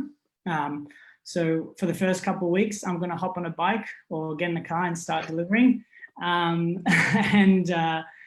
they'll be really good because I'll be seeing customers face to face and be able to ask them what's good or not. Anyway, that's our plan for the beta. That's good. Love that hustle. Awesome. Thanks. Hey, Carmi, I've got my question. Address the pain point very well expressed, same as Christoph, I think, on the previous one as well. So thanks for that. I think the one question I have is around the sell side, the supplier side of the market, scaling up. Can you talk to me about the challenge of scaling up, bringing on board a supplier, and then the quality of the real-time inventory data? These to me seem like, wow, they're, you know, amazing if you can crack it. How are you going to crack it? Or do you have an idea, some insight into how you might crack that? Yeah, so that when Mikey, my co-founder, draws his architectural maps, there's a magic black box somewhere there where all the arrows are pointing to from the retailers, and it's that that sort of you know, getting all the data from multiple inventory management softwares, standardizing that, and then getting it out to a search engine is probably the most difficult element of this whole idea, and is why I believe it hasn't been done on scale yet. I've spent a long time getting the right expertise on board, such as with Michael, and I'm talking to some of the sort of advisors who helped Afterpay and Zip Money in their very, very early days, because they've obviously gone through the process of scaling by signing on retailers and integrating. Although they're integrated with their payment software, you know, we're more focused on the inventory management software. So getting the right expertise on board will be absolutely crucial for us, and that's what I'm really, really focused on. And having proven that the technology is possible, Michael sort of spent a few months doing R&D on a variety of different inventory management softwares, whether they're off the shelf or whether they've been customized. And we've proven that we can pull the information. It's just about creating a really, really good process for standardizing it, and we are working through it as we're sort of launching our beta. So work in progress, but expertise will be the biggest thing. Yeah, thank you. Cool. Excellent. Thanks, Kami. And Kat is back. Wi-Fi problems sorted. There she is. Ta-da. So, hello. Share your screen. Thank you all. Appreciate Kami for stepping into my place. I've just moved house, so you know what it's like with Wi-Fi. Let me just bring this up, and please give me a thumbs up if you can see my screen. We can indeed. Excellent. And the time starts now. Thank you. Well, I think there's a couple of familiar faces. Hi there. For those I haven't met, my name's Kat. I'm the CEO of Trace. Together, my co-founder Joanna and I created Trace to make it easy for everyone to take climate action. I probably don't need to tell you all how big this problem is and why it's so urgent, but the science is very compelling. Experts are in agreement that we need to reach net zero carbon emissions by 2050 to prevent irreversible climate change.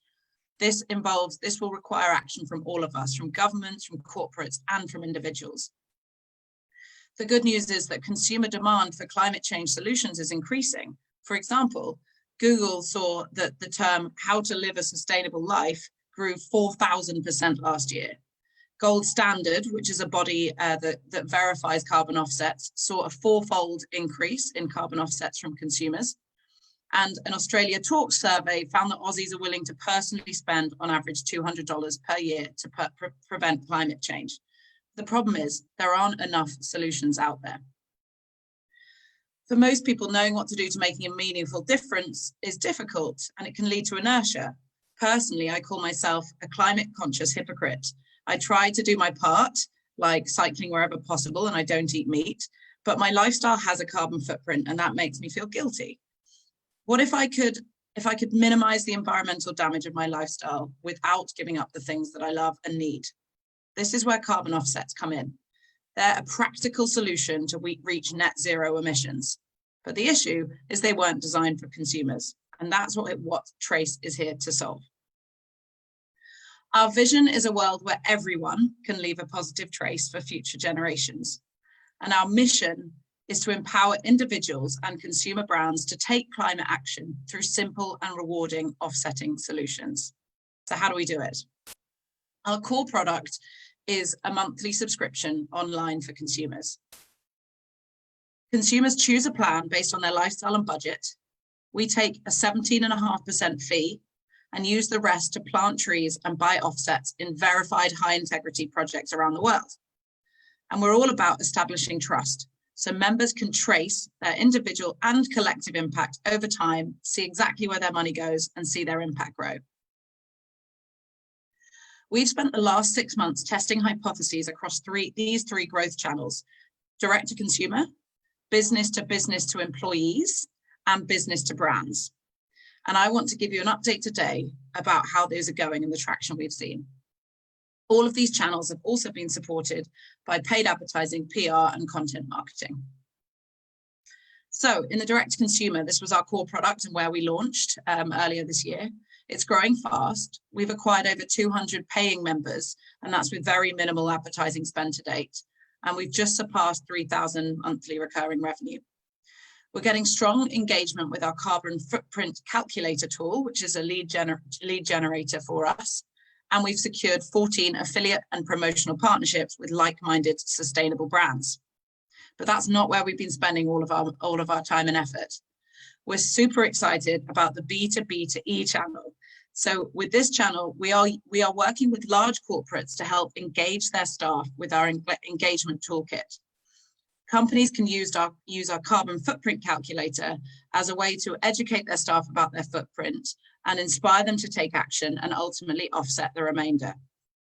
We've secured partnerships recently with Lendlease going live in the new year. There's a live campaign that we're supporting with Deloitte at the moment, and we've onboarded a couple of companies, including WeDiscover, to offset their entire workforce. Our final channel, which was only launched last month, is B2B. So this is really exciting for us. We've spoken to over 30 sustainable consumer brands who've told us that they struggle to effectively communicate their environmental and social impact with customers. And most of them are too small and don't have the budget to invest in consultants or the external audit providers to help them become carbon neutral. So we want to help them quickly estimate their carbon footprint, offset that, and share their impact with customers. We've onboarded 5 clients in the last month and have a huge pipeline. Our vision is to be the market leading consumer offsetting brand, delivering at least 200 million in gross revenue in Australia. Today, good timing, we have just launched our subscription plans in pounds, euros, and US dollars, which will see our global revenues grow. So ultimately, the opportunity is much larger than this. Ding, 2 minutes. Thank you. So who are we? Well, Joe and I are a proven team. We've built a brand together before and proven that we have the experience, skills, and drive to deliver. I've spent my career delivering strategy and transformation projects across financial services and energy markets. And my first ever job was in a company called Zipcar, which is the equivalent of Go Get Here. So one of the first sustainable brands in the UK. Funnily enough, the graduate program was called the Entrepreneur Development Program. So obviously this was my passion from an early age. Joanna is a product growth and conversion rate optimization expert. She established the product team at the UK's first renewable energy retailer and has spent the last 4 years scaling Finder into 80 countries. We've also assembled a panel of expert advisors to support us with partnerships, growth, and communications. So how can you get involved? We're currently raising a $500,000 safe note to give us 15 months runway and have closed over half so far. More than half of these funds will go directly towards sales and marketing because we operate a tech-light platform built predominantly on no-code tools that Joanna is able to manage herself. So if you'd like to invest in a company that will deliver impact and growth, I'd love to hear from you. And finally, if you're a climate conscious hypocrite like me, would love you to sign up to Trace and see what it feels like. As a thank you, we'll send you a bottle of wine from our carbon neutral partner, Keith Tulloch, delicious, so that you can raise a toast to taking climate action. Thank you.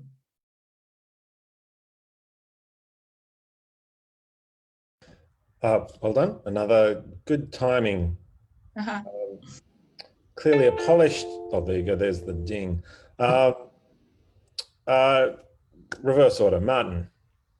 Oh, thanks, Kat. That was very impressive, and I do like the opening. I think one thing I'm interested in is around the. There are a lot of people, and I can see the bottom up, if you like, approach to this, which I think is fabulous. You know, because there are a lot of people out there trying to work out how to get to A to Z on sustainability, and I can see that you're starting to provide a pathway for that. Yeah. I guess the question, sort of more of a hard-nosed dollar question is, do you feel as though you need, from a revenue model, to actually charge for it and straight away, or what's the thinking around, you know, do we draw people in to get that critical mass and then leverage it, or do we charge up early? I'm interested in your sort of what your thoughts are on that, on the B2C particularly.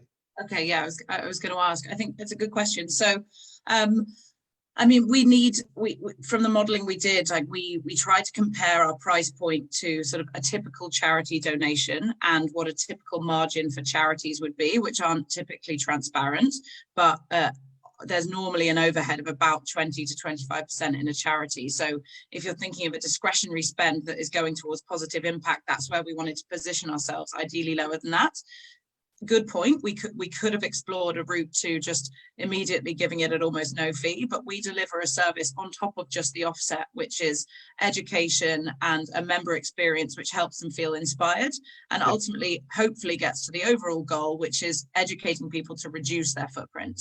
So this is a really big one for us, and the reason we didn't start there in the first place is that's just naturally harder because behavior change is difficult. It's also technologically more difficult to track people's behavior and see what the impact is. So we thought go in with the most simple solution Right. that allows anyone to take action, charge a small fee, and then we can use that to build on from there with other tools. Right. And just to follow up quickly on that one, does that mean we move from buying the offset to encouraging behavioural change through measurement over time for the consumers? Is that have I got that right? Is that where you're trying to get to? Yeah, interestingly, I don't know, frankly, because if that's where the demand is coming from, we will look to build it. But there's more competition in that space. So I'm seeing a lot of consumer apps popping up that allow people to measure their behavior and see what the carbon footprint is. Right. Those are fantastic businesses, but we want to stand apart. We want to do something different. So the tool that we're building to help people reduce their footprint is actually targeted at corporates. So you remember I mentioned Lend-Lease. We've signed a big contract with them to offset their staff, but we also want to build a tool for them so that they can help their staff pledge to reduce their footprint and thereby actually obviously save the planet, but also save money on offsetting. Yeah, thank you. So that's our kind of most exciting channel, I think. Thank you. No worries. Kat, Luther here. Thank you for that. I don't know if I have guilt over my my carbon footprint or not. I probably should have more, but it's massive. The problem that is not my carbon footprint. Talk to me a little bit about your competitors. You mentioned a little bit about those that are looking at behavioral change, and you've differentiated yourself from them to a certain extent. But thinking about your competitors, especially in terms of, are you a for-profit enterprise? Are you not-for-profit, social impact? If I'm an investor, what is your stance? I'm putting money into things. If I'm putting money into you and you're not-for-profit or your social impact, then obviously my rationale for investing changes. So sure, convince me on that. Yeah, no, absolutely. We have very deliberately from day one decided to be for profit, and the kind of growing category now is called profit for purpose.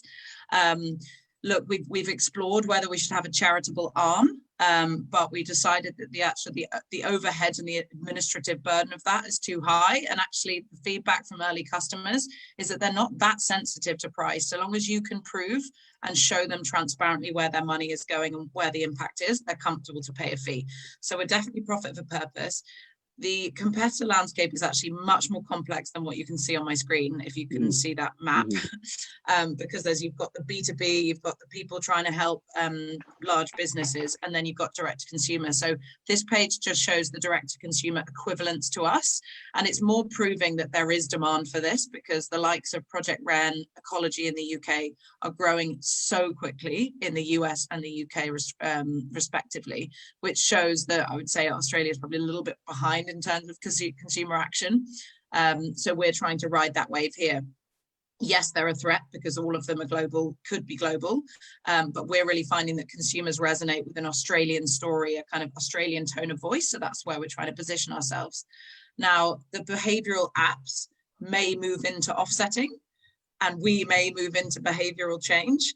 But to be honest, I think there's room for a couple, and it's through our growth strategy that we can differentiate. So these partnerships through large employers like Deloitte and Lend-Lease are important to us from a credibility standpoint, and we don't know any other businesses that are trying to go down this business to employee route.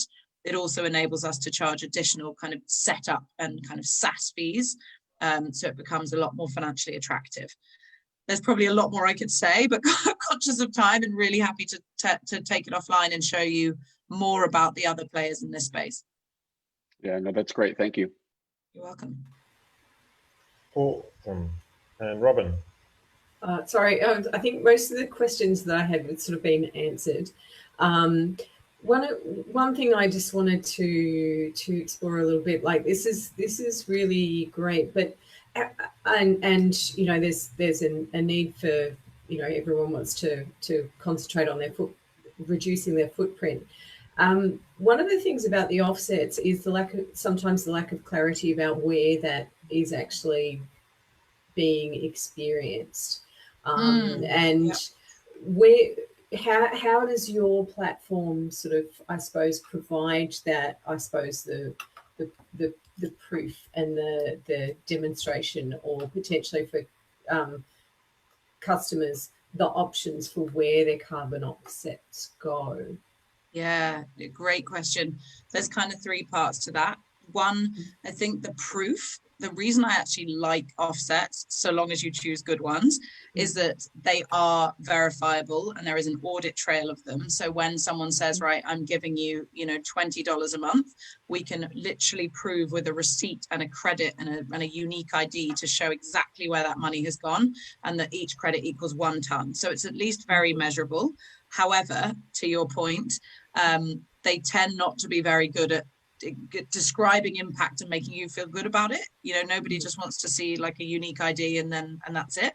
So we work with our brokers to source as much on the ground information, videos, stories, so that we can really bring to life that impact for people. So for example, we support a project in Rwanda, which helps communities get safe and clean water. Some people go like, how is that anything to do with carbon? It's because the communities no longer have to burn wood in order to clean the water, which they would have previously had to do.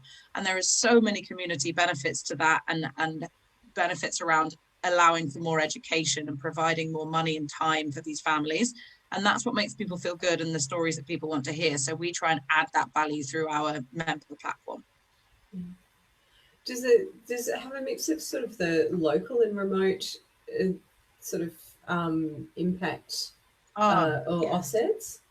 Yeah, sorry, you did ask about choosing as well and where they are. So here I have the portfolio. We've got 5 projects at the moment. Would love you to have a look and see those. We do have an Australian project focused on biodiversity, and that's not surprisingly been really popular. The reason we don't have 100, well, there's 2 reasons why we don't go 100% Australian. One is because we want to be global from day one, and a lot of our corporate partners are global. And 2 is because an offset cost per ton is almost double in Australia than it is in, say, Africa or Southeast Asia, simply because of the cost of land and labor.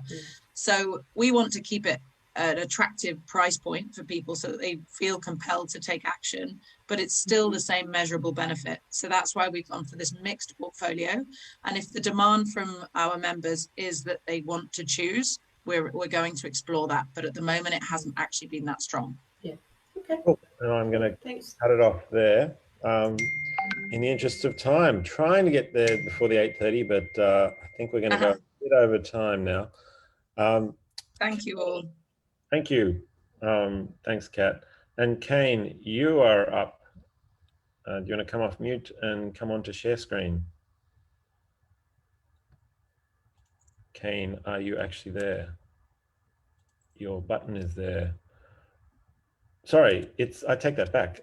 It's Dennis up next. No wonder. Kane's probably off for a drink. Yep. Let me share the screen. Sorry, Dennis, I got my order wrong. Could you see my screen? Yes. Awesome. So my name is Dennis, and let me tell about our system. So every single business is interested in clients. So we're building our system to fix this solution. Meet Simon. He's an owner of the business, and he's launching a new product. So he wants to attract new customers, and he's happy to provide some discounts or promo codes. And Greg, he's a driver in the ride-sharing industry, and he's always open to any ways to earn more money. So Simon thought that it could be some kind of way to attract the customers, like flyers, TV advertisement, newspapers. But it's a strong market competition and the prices, and he's happy to consider some kind of new ways to attract the customers.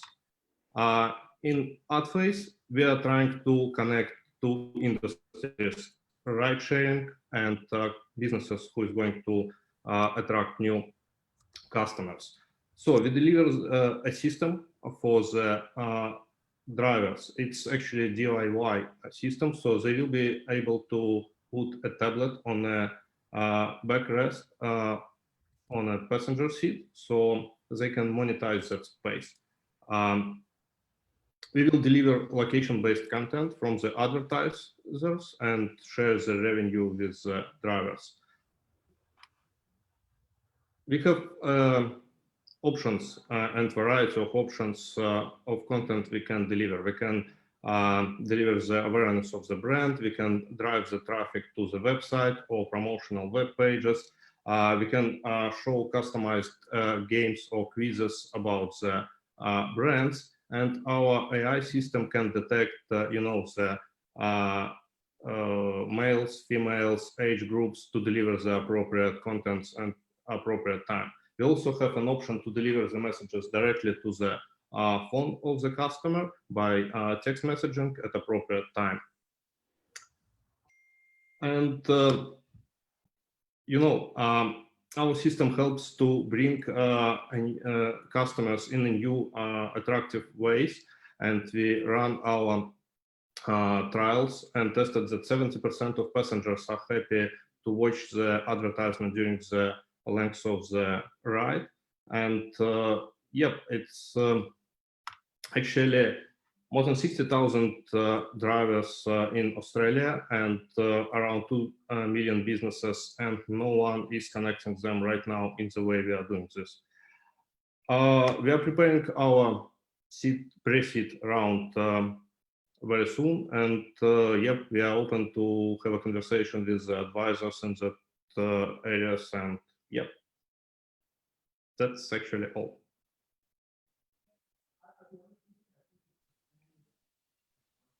Sorry, okay. Struggling for that mute button when it was so quick. Awesome. Reverse order again. Robin, do you want to go first? Okay. So a couple it's it's a really interesting sort of solution that you got there. Whereabouts are you in your development and deployment of this? Is this an idea stage? It's not an idea stage, and we actually launched our system just before the pandemic.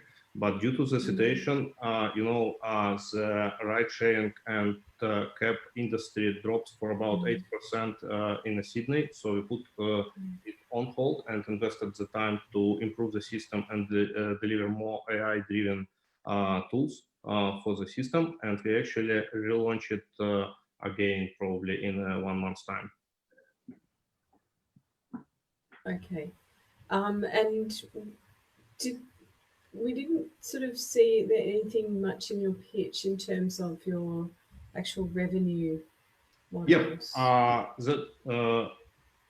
We share the revenue with the drivers. So it's the same model like you can see in Uber-based businesses. 50% goes directly to the drivers from the advertisement perspective, and our system based on Google AdWords model. So it's open system to anyone. You will be able to log into our website, create your advertisement, set the location, and start to deliver your ads on the subscription-based model.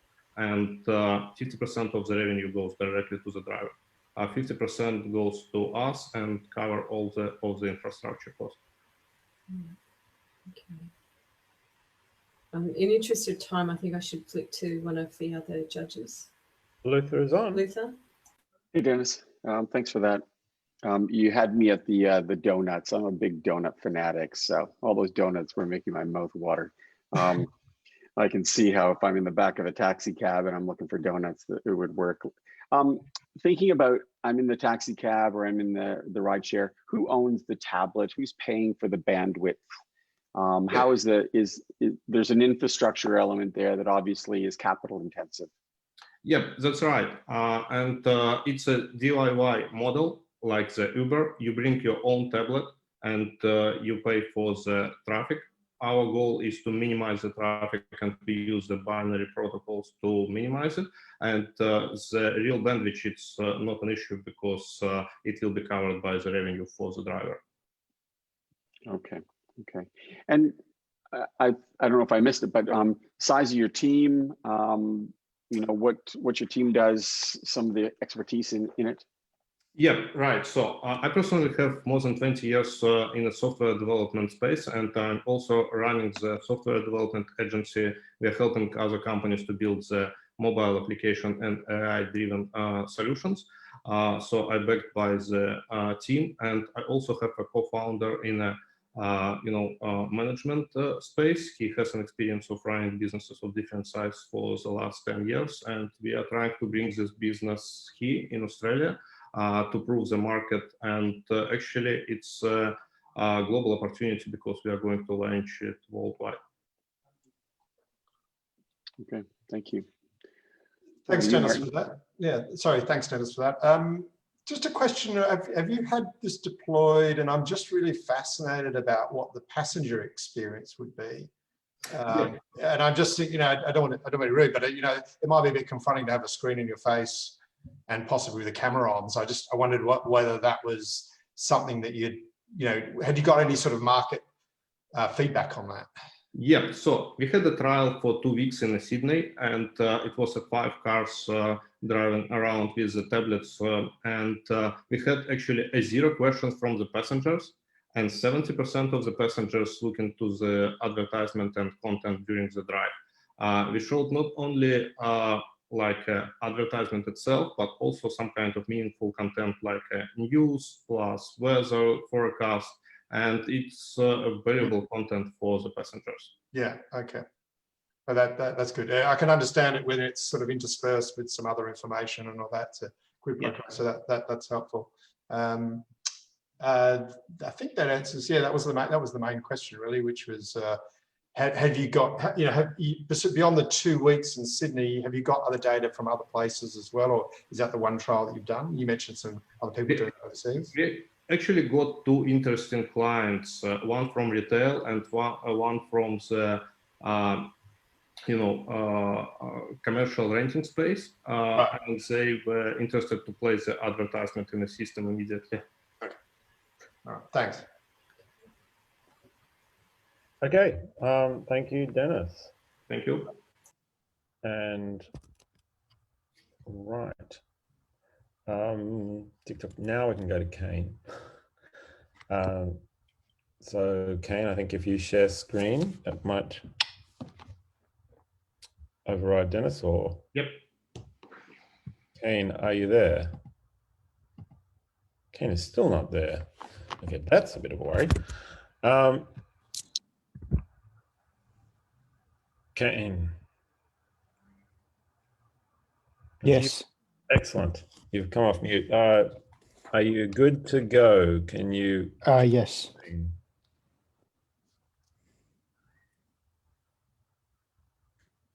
Hello? Yep. Sharing. Yep. Sorry, I've got a bad connection. Sorry. It's not working. Should we, is something we should pass over and come back to you? No, it doesn't look like it's going to work. I've got your slides if you want me to share your slides. Oh, if you could, that would be great. Thanks. And I'll just talk. Thanks. Okay. The ever helpful Zoe. Thanks for that. One of our many interns. Until I came off mute, I didn't know there was a problem. Sorry about that. No problem. I'll let you hit for it and come back now. Okay. So halfway through this year, there was a breakthrough in artificial intelligence with the creation of the GPT-3 model by OpenIP. And it's got massive potential. It's been cited as from Sam Altman of Y Combinator as a major leap forward in artificial intelligence. So what I want to do is I want to create a fine-tuned model of GPT-3 in order to predict the future in specific conditions. So if we could go to the next slide, thank you.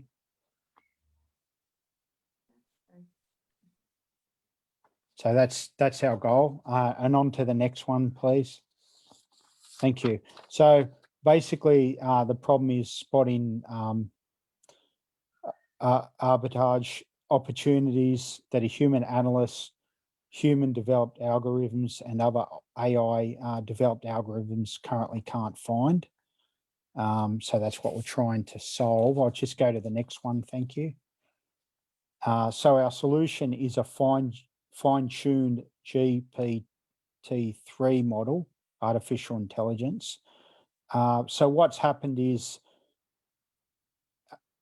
the GPT-3 model was identified in the paper, a white paper, as an area of future research would be to create a fine-tuned version of it.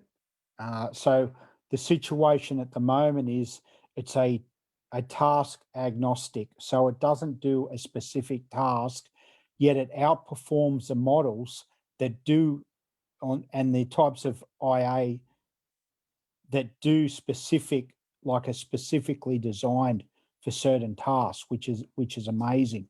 So if this model was fine-tuned, it would be even better. A good example, I'll just go to the next slide, thank you. Thanks. So what I'm wanting to do is to perform analysis of cryptocurrency white papers with a time sequence of prices to predict the future value, so the future prices. I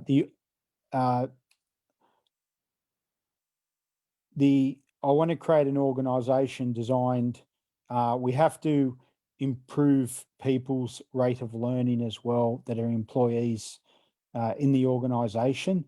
So I'm going to be developing a specific learning culture that's designed around three main aspects: meta learning, testing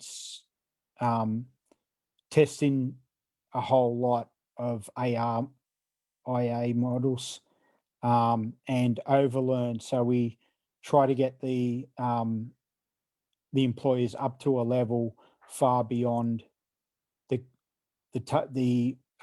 target performance they're trying to meet. So what I'm requesting is, if we could just go to the next slide. Warm introduction to family office hedge fund managers and investors. I've had a look at some hedge fund managers that are using AI, and what I've noticed is that they bring in the AI to suit the needs of their company and their investors, rather than having the organisation built for investing according to what the AI would be best at. Now, I've identified cryptocurrencies because they effectively rules that determine the performance of a network. So they're self-contained within the environment and within where all the data is that the AI is using.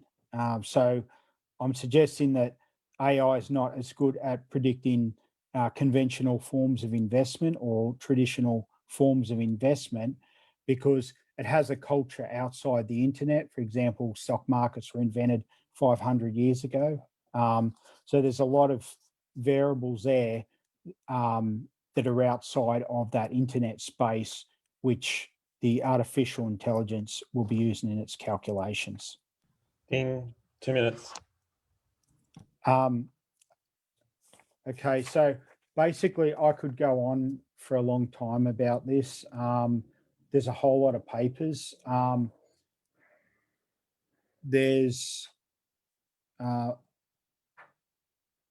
So I just want to end it now, actually. That's probably best. I'll just ask everyone to look at Paul Katsen's, that's Paul, Katsen,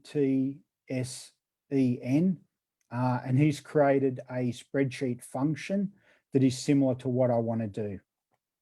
So it explains in the what we do section, how it works section. It's very similar there, the example that he has on Twitter. So it's equals GPT-3 in brackets. Sorry, in parentheses after. Okay, thanks. Are there any questions? Martin, oh, Luther. Luther's got his hand up. I feel like a teacher. You beat me again. I'm just so Canadian, right? Ask permission. Listen, thank you for that, Kane. I guess my first question is, and I don't, listen, it's just not a space I know a lot about, either cryptocurrency or really this area. But I understand that GPT-3 and its source code is pretty well contained, and Microsoft has taken out exclusive license and really locked it down from from the open guys. How much, like, you have access to outputs, but how much of the kind of tweaking are you going to be able to do if you can't get your hands on source code, which is kind of what the open guys were planning in the first place, I think, to make everything open, but Microsoft has licensed that for good. So thoughts on that? Yeah, so Microsoft have announced, and I've actually requested, I've spoken to some people at Microsoft about this. What they've announced is that they're going to have it included in Azure. So it's going to be accessible as a product. And I'm actually fortunate because I did my AI training courses as Microsoft. So I did the Microsoft training to learn AI. So I'm familiar. I actually see it as a good thing because what they were giving out free and what they're still giving out free, I've got it there is an API. So it would be advantageous to be able to link up to all those other Microsoft services and also get around any discrepancy issues a lot more smoothly. So I see that as a good thing because it's going to allow that integration with all their cloud services as well. And if I can ask, you're asking for, I guess you're asked tonight as a warm introduction to family offices and hedge fund managers and what have you. What are you, sorry if I missed it, but what are you offering them? Like, what is the ask from them? Are you looking for investment from those groups, or are you looking for to build relationships, to build some kind of pilots with them? Well, I'm looking for a pilot to start off with. I want to develop a pilot with them. And that's basically what I'm looking for. Now, I do want to get some investment to get some more people on board, but it's more to get this pilot up and running will be in the first instance. That would be more important in the first instance as well. And there's going to have to be a lot of education around that cryptocurrencies about what's happening because it's not very well known. Everyone knows Bitcoin, but there's a pathway that people typically go down after Bitcoin, and eventually in particularly what's called decentralized finance. Now that's an area that's grown 2,300% in the past 12 months. And that's so it's grown from 600 million to 13.86 billion. So there's been massive growth in that area. And that's typically where people go after Bitcoin. They go on a journey from Bitcoin to the next cryptocurrency, Ethereum, and then they usually go into the decentralized finance market. Now, that decentralized finance market can do some incredible things. There's what's known as the OTC derivatives market. That's what exists today. There's two big problems with that. It's the derivatives market there is. And I'm going to have. Oh, sorry. Yeah. Sorry, just in the interest of time, trying to get through. Okay. There's too much for me to talk about, I think. Yes. Sorry. So, Martin, did you want to say anything? Yeah, probably just more of a comment, I think, Kane, if that's all right. Sure. Just a little bit of feedback. I thought it feels like you're on the cusp of something very big, right? You're talking about some very grand sweeping things which are very transformative, and I commend you on your vision. It is incredibly exciting. I think the one thing that I was struggling with, and we're not going to get the answer in this time here, but perhaps it feels as though you're sort of circling around what the use case is going to be, what it would look like, what it would feel like to one of these companies, that how it's going to work, how you're going to apply it to cryptocurrencies, what is the benefit for them, and so on. What's the team going to look like, or is it just you, and how would you work together? So there's probably, like I said, there's probably a number of things there where, a very, very transformative idea, and it probably just for another time, it'd be fascinating to flesh out a bit more about, so what would it look like when you went to the family office, to give them something illustrative that they could sort of get their teeth into. I think they'll be craving that at that point. So probably more of a feedback than actually a question there, if that's all right. And make this bold. Yep, that's great. Thanks. Yeah, it is. Like, I do find it difficult to explain things. Like to explain very abstract concepts as well. So I know that this pitching format is designed around a problem and a solution. So there's not really a problem. It's basically the opportunity to make money. So it does sort of, it is placed outside of what the conventional formats are. It was very exciting. So good luck with that. Thank you. Last comment from Robin.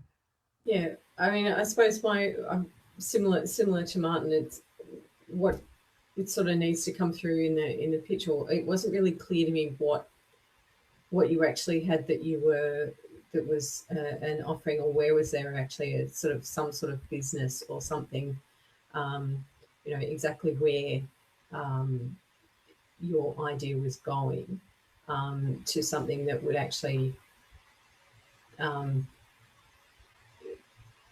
sort of put the parameters around it for a business or an investment, or even to engage someone to bring a service. So I think there's some work to be done there on clarifying what that is, and actually perhaps look to build some sort of prototype or demonstration for when you actually get these warm introductions, so you can have something concrete to show, rather than it just be a free-flowing discussion. Yeah. Okay. Yep. Okay. Thank you. Cool. Okay. And lucky last, Leon. We haven't spoken to you for a while. Yeah, it's been a while, Jonah. Thanks to everyone for waiting till the last. So that's great. And my request, I'm here in Netherlands right now. So the sun is shining for a change. And I can tell you about my journey to get here. Last I heard, you're in the Northern Beaches. So there you go. As I tell people, Zoom is giving us all an existential crisis on location. Our own brand is in peril. North Sydney, who knows where we all are? Yeah, so I've left the beaches, Northern Beaches, to build out our deep tech team. And the company used to be called Solera.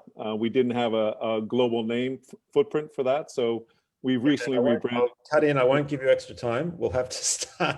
Otherwise, you'll get the pitch in before I even start the clock. Right. So over to you, Leon. Thank you. Here we go. 7 minutes. Okay, it's been a bit of a journey. Sonified has its roots in Australia, and we are basically putting an IoT fintech fabric on top of solar panels. And this is quite an interesting little gig.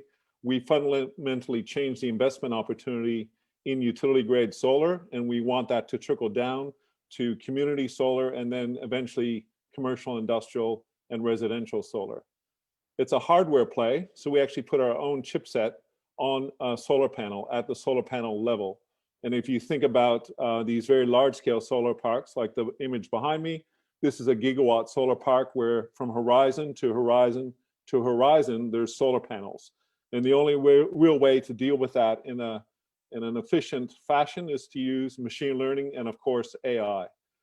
So we think that solar is an amazing asset class. As an engineer, it's a solid state appliance. Once we install the chips, they should be operational for about 20 years. And Australia is one of the best places to really deploy solar. Despite the government, we know that we can help make solar more financiable, deployable, and profitable. And we add these sensors to give this uplift set of technologies that creates a brand new type of fintech fabric, again, on top of solar parks. We immediately turn the output of solar into a digital asset.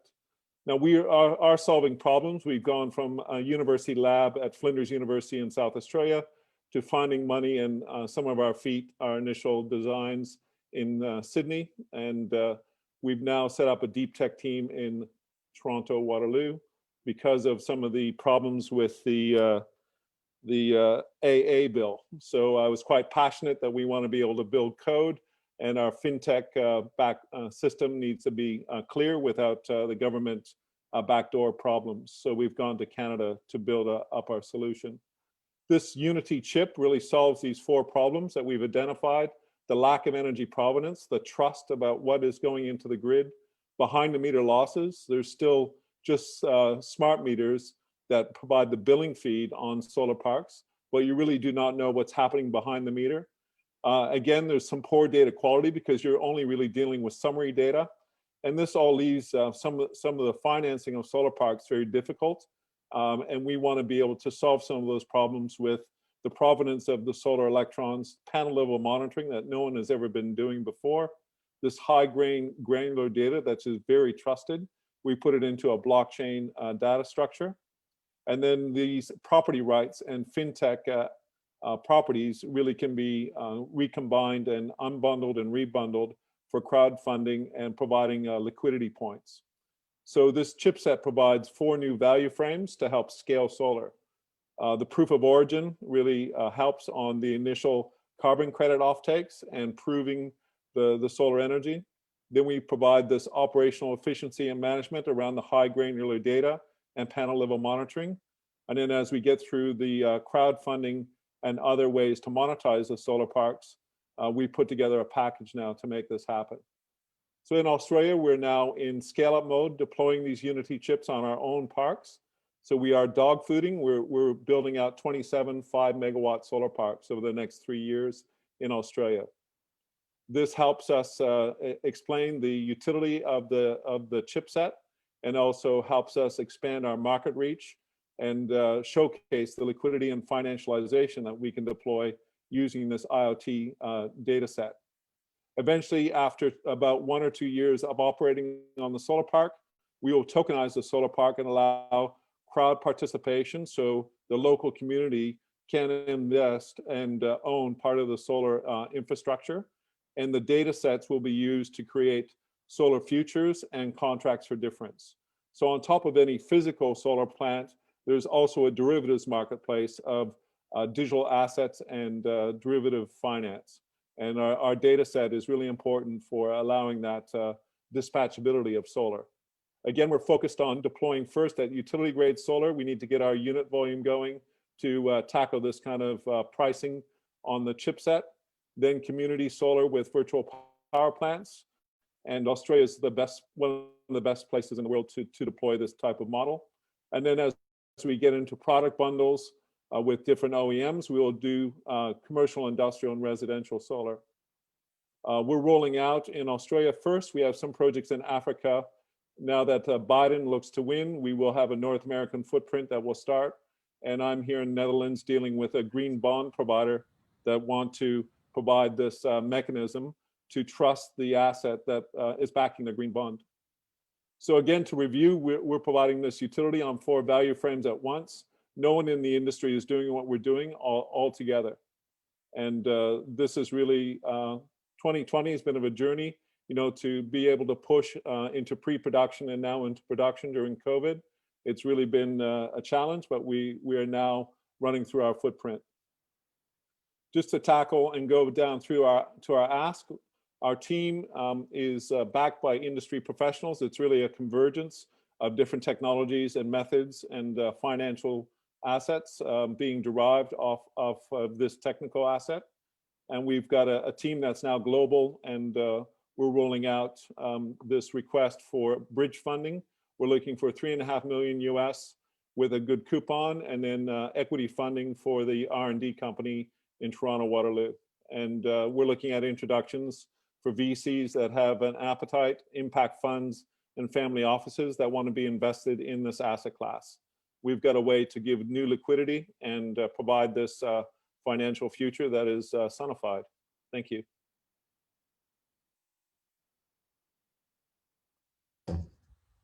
Sorry, John. Oh, sorry. No, I just didn't hear you. Thank you. Any Oh, good. questions? Oh, great. Sorry, there was half a minute on the clock. I wasn't sure if I cut you off very early.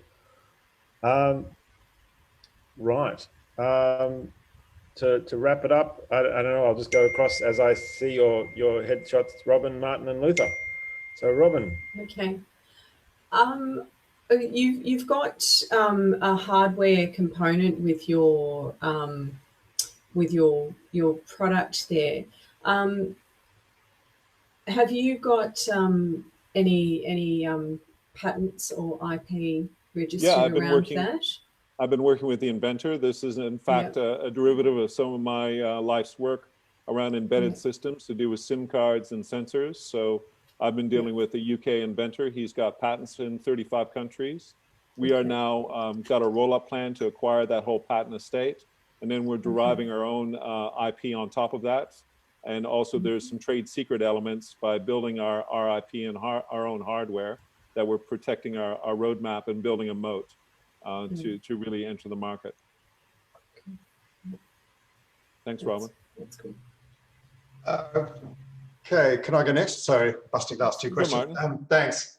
Very good presentation. Thanks, Leon. I appreciate that. Couple of questions. One is, obviously you've got the hardware sorted. What's your thinking about the ecosystem which you're going to need to stand up around it? Is that going to be you're going to do it all? You're going to have partnerships? Have you worked out which pieces of the jigsaw you need and who's going to be owning those pieces of the jigsaw in the ecosystem? Yeah, that's a good question. So it's a two-sided marketplace right now that we're building out. The solar farm owner operators really need to see this kind of advantage of installing an extra 1% of CapEx. Plus we charge a platform fee for this. They want to see what this yield will be. So we're spinning up a two-sided marketplace. And then as far as the ecosystem play goes, this is a blockchain type of engagement. We're dealing with IBM in Europe to help showcase our sensors to prove the backing of the asset, creating green bonds. And then there's a whole economy of developers. So our third marketplace would be creating APIs so that developers and off-takers can rebundle these assets into their own offering. So like a company like Trace could use our off-takes and bundle it for their customers. So we create that digital synthetic that Trace could package. One other final question, which is, I'll be as quick as I can, is the chip. How much of the chip could be used in terms of the IP and the hardware and everything like that for adjacent markets? So deploying a clever, traceable chip in the field, not just to measure solar, but to perhaps be doing some other purpose. Sure. So we focus on solar first. As an engineer, we pick solar because it's solid state. And once we install that, it should be good for 20, 25 years. Yeah. But if we go more meta and look at the whole smart grid and the sensor problem, what we're really trying to do is to get these sensors to proliferate everywhere in the smart grid. Solar is being deployed as greenfield, so we'll trace those electrons as they enter the smart grid. And then we're in partnerships already to be on the AC side of the network, not the DC side. It's much easier to deal with solar. It's a DC voltage. As soon as we start to go into AC, we're dealing with three-phase power and different kind of engineering and physics problems. But the need for trusted sensors to proliferate and allow machine learning to balance the grid with renewables is really, really important. And that's what we're trying to enable. All right, thank you. Thank you. Luther? Hey, Leon. Hey. Man, you just kind of blew the top of my head off there. Amazing, totally complicated. It's a big asset here, right? So this is needed. Yeah, there's lots of things about what you're doing that are, for me, are fairly interesting, especially on the IoT and then obviously the fintech layer, especially if you're going to start building in derivatives and even things like CFDs and such. I mean, I think that's got to be a ways away. In terms of your projects that your pilot projects that are out there right now, you've obviously got, I think you said at one point in time, you've got a number in Australia and also Africa and Waterloo. So our focus is Australia for our first parks. They're 5 megawatt parks. There's 5 to be built in the first year, 10 and then 12. We're really building a team that will operationalize that. They're using best of breed tech, so Canadian solar panels, which is, hey, between Toronto and Waterloo, there's a town called Guelph. As a Canuck, I'm working my relationships back there. And so this is kind of building a package, a template to stand up these 5 megawatt solar parks everywhere that we can. The other thing is that these 5 megawatt solar parks cannot be curtailed by the grid operators, so they must take our electrons. So along with a battery, we're really providing that arbitrage win to maximize the yield off the park. Okay. Yeah, I know Guelph well. I almost went to agricultural college there, so grew up not too far from there. Listen, in terms of technology and everything else, I couldn't even think of any other questions to ask. But I would say, just as a general comment, looking at your team, and you've got like an amazing team. You don't have, and if I'm thinking it from a VC point of view, one of the corollary kind of things that everybody's looking for right now is diversity, right? Yeah. And your team, speaking as an old white guy, your team is pretty much a bunch of old white guys.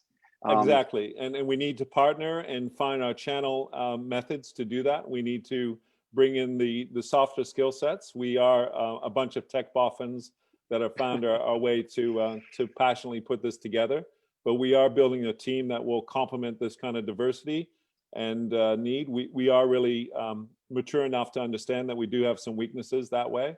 And we are, I've taken over the CEO role, but I am looking for, ideally, some other talent that would help, on the sales side and the community engagement side, which is typically not our team's current strong point. We've been really deep in the tech, and we now need to face the market and provide that whole package.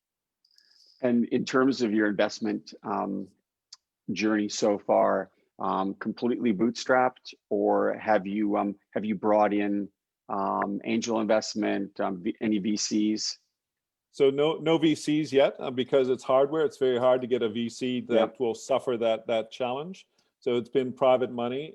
But now that we have traction with these 5 parks, following also this green bond operator here in Netherlands, we're looking to convert that sort of attention into more traction with the traditional VC side. We're really looking at that impact funds. We really think that they have a bit of more patient capital. And then as we scale our platform, we want to find that cornerstone investor that will take us through the journey into Series A and then Series B and whatever our exit will be. There's a number of ways that this can be packaged for exit, but that's 5 to 7 years. Okay. Okay. And in terms of, and I'll hand it over back to Jono. Yes. Okay. Thanks, So the 3 pitch judges are going to jump. One of you is going to press that little phone icon on the WhatsApp channel we've set up for you. You first might want to mute. I'll just mute Luther so we don't hear you talking. Oh, he's done. I'm going to diss that call, but hopefully Martin and Robin, yes. Martin, are you able to? Oh yes, they're all talking. Great, and we can't hear them. That's great. So they are busy. They're busy selecting a winner and a runner-up. I'm going to overwrite you, Leon. Ta-da. Right. I will just say at this stage, we're sort of, yes, didn't arrange it too well in terms of Robin.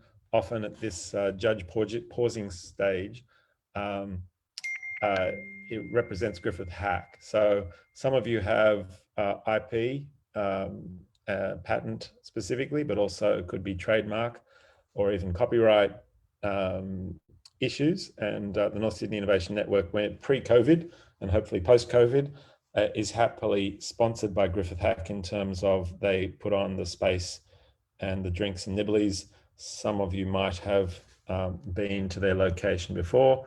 They're in the middle of North Sydney CBD. And of course, we encourage you to, they're pretty friendly. They're not sort of by the 6-minute type lawyers. So we do encourage you to reach out to them. Robin, who is a judge tonight, is probably the go-to, or Derek, there's Jessica Lee. If you lost as to who to go to first, feel free to come to the NSIN. I will just quick plug for ourselves then, and say that in case you don't know anything about the NSIN, as the name above us suggests, and even since we were closer to Leon when he was in the Northern Beaches, we have sort of defined ourselves slightly tighter as networking. We aim to network, educate, and advocate for startups. Our website is still developing, but I will just highlight that things like the Australian Innovation Reports give us another couple of months, but you'll see on your screen, for example, we have over 300 reports that we've collected, which are all public reports. So, you know, you could Google them and find them yourselves, but we are aiming to put them in one nice spot. So whether they're government reports, whether they're, you can see the authors are New South Wales Innovation, Deloitte, Global Start, there are some global ones. So Startup Oz, so there's a range of authors. As I said, don't judge us. We're still getting these pages tight and the categories. And we'd always like to hear from you about other topic areas you'd like us to research on, or yeah, if you have just reports that we don't have that you think are in the tech and innovation space. We try and keep it Australian unless it has sort of global appeal, like drones or smart cities. We do a number of government submissions, and our work at the moment is focused on local government, and we are making headway in a number of councils and pulling the councils of the North Shore together to deal with things like drones, autonomous vehicles, public Wi-Fi, IoT, open data, STEM education, promoting entrepreneurship. We have a physical library. So for those of you on the North Shore of Sydney, a bunch of, and even if you're not on the North Shore, I encourage you to have a look through our library, and there might be titles that you haven't heard of, and then go and look them up on Kindle or Audible or wherever. But we do actually have a physical library, which we're toying with at the moment. And blogs and news, yes, we are developing these other areas. And we're always looking for interns, people who want to come and help the NSIN. We are a not-for-profit, so there's no big bucks working for the NSIN, but we are happy to, you know, we house interns. So maybe some of you have kids or brothers or sisters or relatives who are at uni needing internship. We even do work experience. And this year, I must say, we've been a bit smashed. We've had a couple of pitch nights, a couple of online events. We will get back to the physical events next year, hopefully, and or have more collaborative breakout room type events for next year. We tended to not embrace COVID. We tended just to support some others that were doing COVID events. To that end, I will quick plug for a sort of sister organization, we'll call it. For those of you who, again, even if you're online, we do support the work of Venture Cafe. They're physically in North Macquarie Park, but every Thursday from 3 to 8 p.m. they jump on Remo, which is sort of an alternative to Zoom. You can see some of the background imaging of their normal pre-COVID events, but they have those in the virtual sense. Quick open mic if anyone wants to ask about our work. We are currently trying to work out how to fund ourselves and prove that these events and the rest of the activities and things we do actually provide value. We'd like to think that well, one of the ways I say that we could try and measure what we do actually has an impact is if we could pull out another 10 unicorns that are headquartered in the North Shore of Sydney in the next 10 years. That would be a goal. Another 10 Atlassians or Canvas or Nearmaps or others. If you have any questions, then feel free to ask away. Otherwise, I am going to stop share and see how the judges are going. So, yes, let's, I'm going to go on mute and go off and try and see how they're going. Oh, yeah.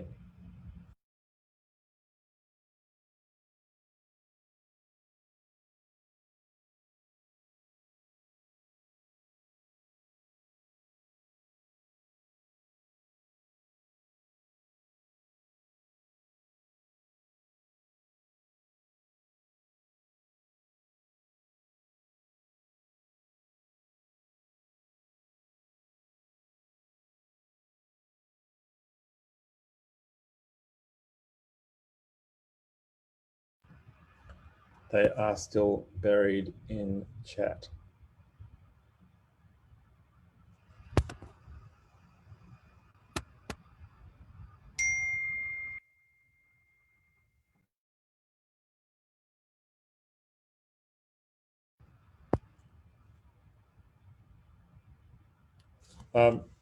Look, maybe I could force it a bit, especially for those who have known us for a while. I think Christophe, Leon, I think Sheila, we've seen you around. What could the NSIN be doing that you don't see us doing, or what are we doing well? Either or. Well, maybe. Since I've got the experience, Jono, it's been a couple of years since we've seen each other face to face, but I think, you know, it's a necessary kind of cultural commingling that you guys have provided that focal point. There's been a little bit of attention on the IP side of the entrepreneur's journey with Griffith Hack there. So I think, you know, North Sydney in that particular location has some good venues. I think you're close to IBM as well. So I think if you're looking for sponsorship, I think you should be knocking pretty hard on IBM's door. But we are finding that they are performing here with some of our activities as well. So they do seem to have a runway for this kind of attention, and they we think that that kind of corporate sponsorship is really required to get this kind of cross culturalism and diversity across the network.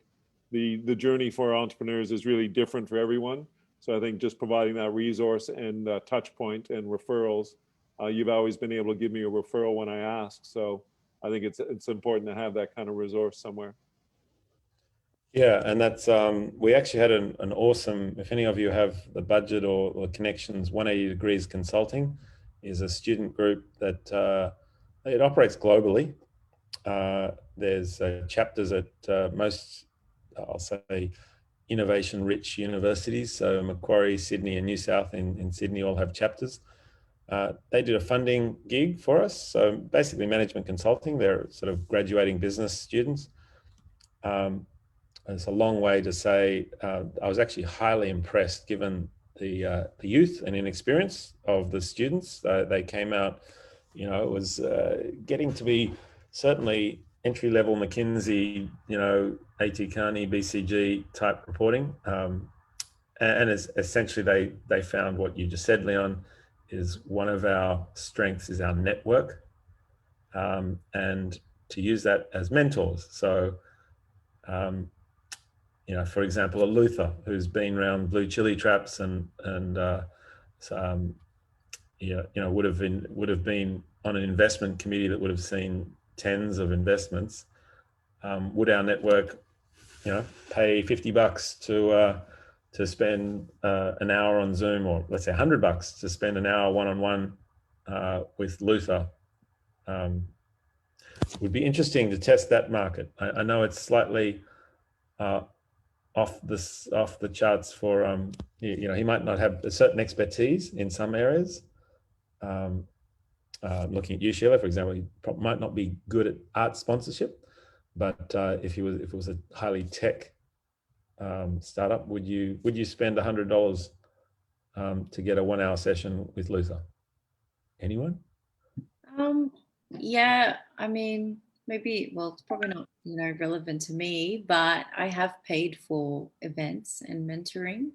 So I would, yeah, look into that. And having said that, like in terms of visibility and social media, maybe you guys could put in a bit more work just to make yourselves known, I guess, around the startup community. I mean, I know quite a few people in like Sogal, Fishburners, you probably know all those networks, but I mean, you know, they charge for events, even if it's just like $25-$40, if it's to do with promoting a speaker, someone with expertise, especially if they're an investor. People tend to, you know, to pay for that. And then usually there's like some sponsored like little gift bags or something like that. So yeah, that's just a few ideas. Yep. If I can pick people out, Christophe or Kami, or the others, Leon, would you pay $100 if I got you in front of Rick Baker from Blackbird for an hour, or Dan Petrie from Airtree, or one of their juniors maybe? I think 50 to 100 is really the price point. It really does depend on what kind of volume and attention you can get. Typically, there's kind of like closed networks, and it's very hard to break through the gateway, the gatekeepers, right, to get to a Grok Ventures. I've still, even though I've hung out with Sydney, I've not been able to get through the gatekeepers there at Grok, right? So there's one example of what I'm looking for. Cool.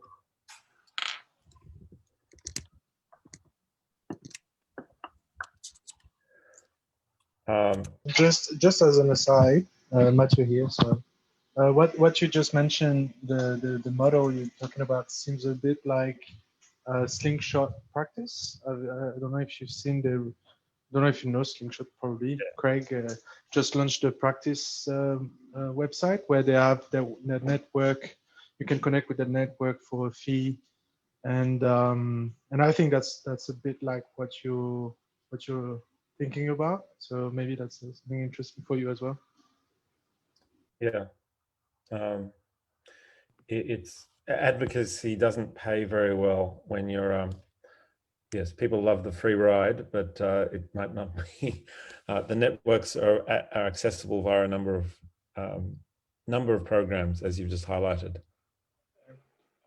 If I may say something, I'm on that front. I'm a little bit like worried that the kind of feedback might be different if it's a paid relationship, paid like compared to something that you will get for free. Maybe they would have because they will treat you as a customers. Maybe the feedback would be slightly different. So I'm just mostly worried about that. Maybe they will give a more positive or rosy feedback if they get money off me. That's But otherwise, I was thinking like in terms of sponsorship, have you tried to approach like Vodafone or Optus? They're both on the North Shore and they have like big presence there. So I don't know. I mean, maybe they're big shots, but yeah, it's interesting. Really, the funding world is for a not-for-profit or one of the ecosystem players. I think can be broken down to three: either big corps. And maybe Sheila, you can take something out of this. You can either do big corps, you can go government, grants and the like, or crowdfunding. And another model, don't laugh because we're looking at it, but customized monopoly sets. There you go. So it's a thing, and Ku-ring-gai Council a couple of years ago scored about $85,000 net from it. So if you could imagine, and by the way, the company that customizes monopoly boards is right here in Crow's Nest, the Australian one, so very close to us. And if you can imagine it, your standard monopoly board, but instead of dollars, it's Bitcoin, and instead of go to jail, it's you've gone bust, and instead of free parking, it's Series A. You can. And the properties, again, you can, that's just to put some humor in it, but the currency might be, the notes might be, the Ku-ring-gai Council one, they had Bendigo Bank, but we might choose Volt Bank or Ubank, some of the neobanks. You could have one set of properties being EdTech, another being, crypto, Bitcoin. The stations could be CSIRO, Macquarie Uni, ACU, and so on. Anyway, it's another fun option in the crowdfunding arena that we're looking at. Yes, we had a problem for a while. Also, we were charging for events, but then we were giving out free beers, and believe it or not, a few of the very kind host sponsors, the venue hosts that we had, said, "Oh, John, I really don't like you asking for money when there's beers, because that falls foul of licensing laws. You can't charge for an event if it has beers in it." I see the presence of Martin.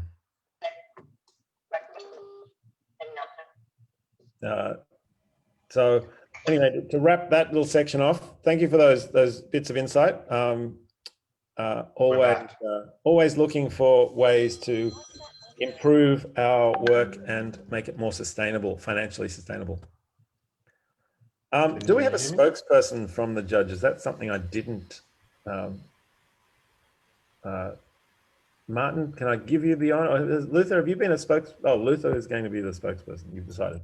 No. Oh, no. So what I'll do is I'll announce, but I'd like, but what I would like is to get Robin and Luther's comments as well, because we had a really good round discussion. So I think it's probably, we got a little bit to add to each of them, but at the risk of killing the suspense, our top one was Trace. Our runner-up was, so congratulations, Kat, on that one.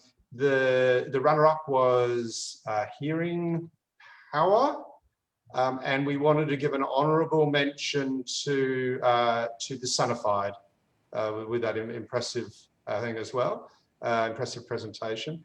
I'll just give 10 or 15 seconds about what I thought it was good about those two, and then I'll hand it over to Luther and to Robin.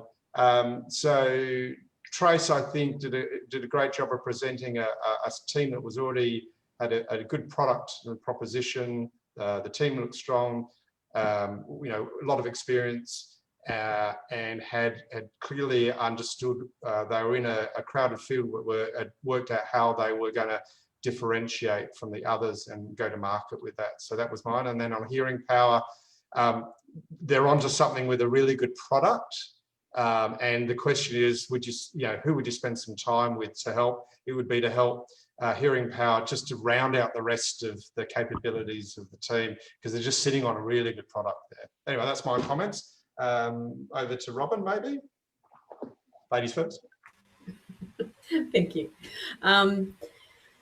Yeah, in terms of Trace, I thought the pitch was really good and dealt with all the questions very well, and particularly the ones around that sort of market differentiation and the ability to sort of, I suppose, show the end of the carbon offsets and those sorts of things, which I think was really good. And also the fact that, you know, you already had some traction with your MVP that was looking really positive. So that was really good. And for hearing power, yeah, it sounds like you're addressing a problem that doesn't have another avenue to really help in an effective way. So there's something there. Maybe there's something more how you can maybe articulate a little bit better where you are and where you're at in terms of getting through your clinical trials and actually being able to scale that solution into the marketplace and those sorts of things for the next pitch. But yeah, it was great. I'm sorry, I won't take up any more time. I'll handball to Luther. Wow, that was tough. Not only were really good, but so many of the pitches were investable.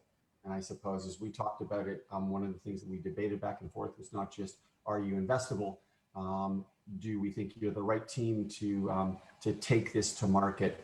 But also, what kind of impact are you going to have? And I think for us, that was one of the big elements, impact, which probably informed our people's choice, our 3 people's choice, with Sonified to knit them in there as well. But certainly, Kat, with with what you are doing, you guys are taking a great MVP approach, going no code.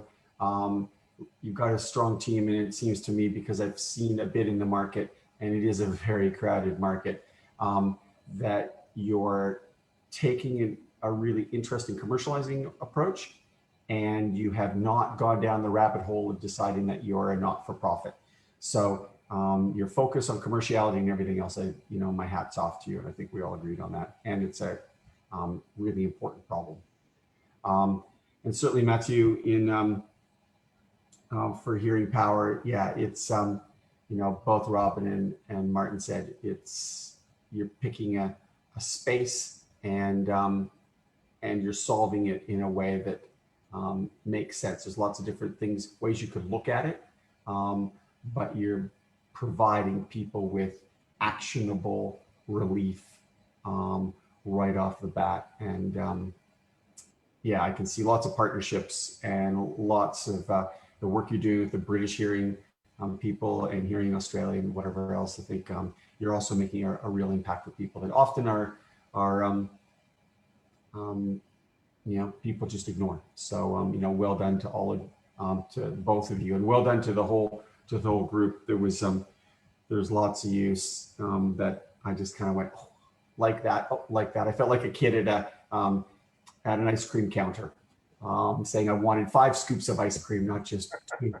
And John, our dad, said we could only pick 2. So can I just wrap up there? So John, I just thank you to all those for the privilege of listening to it. And I was actually saying in our secret group, wow, the quality of all of the presentations was really high, much higher than I would have thought. People at completely different stages of the sort of where they're on the journey. And yeah, full credit to all of you for putting together really, really good pitch across the board. And it was very hard to pick them. So good luck to everybody. Cool. Okay, on that note, I'm still behind on last pitches because of COVID, getting physical gifts, my bad. But I will commit to getting you at least a book. Not sure I'm going to courier a bottle of wine, but the judges that I know, Martin, I'll have to work you out, but Robin and Luther, I can almost physically drop a bottle of wine in to where you guys are. So with that, I'll shut this Zoom call down as sharply as they are often shut down. Just say goodbye to you all and have a great night.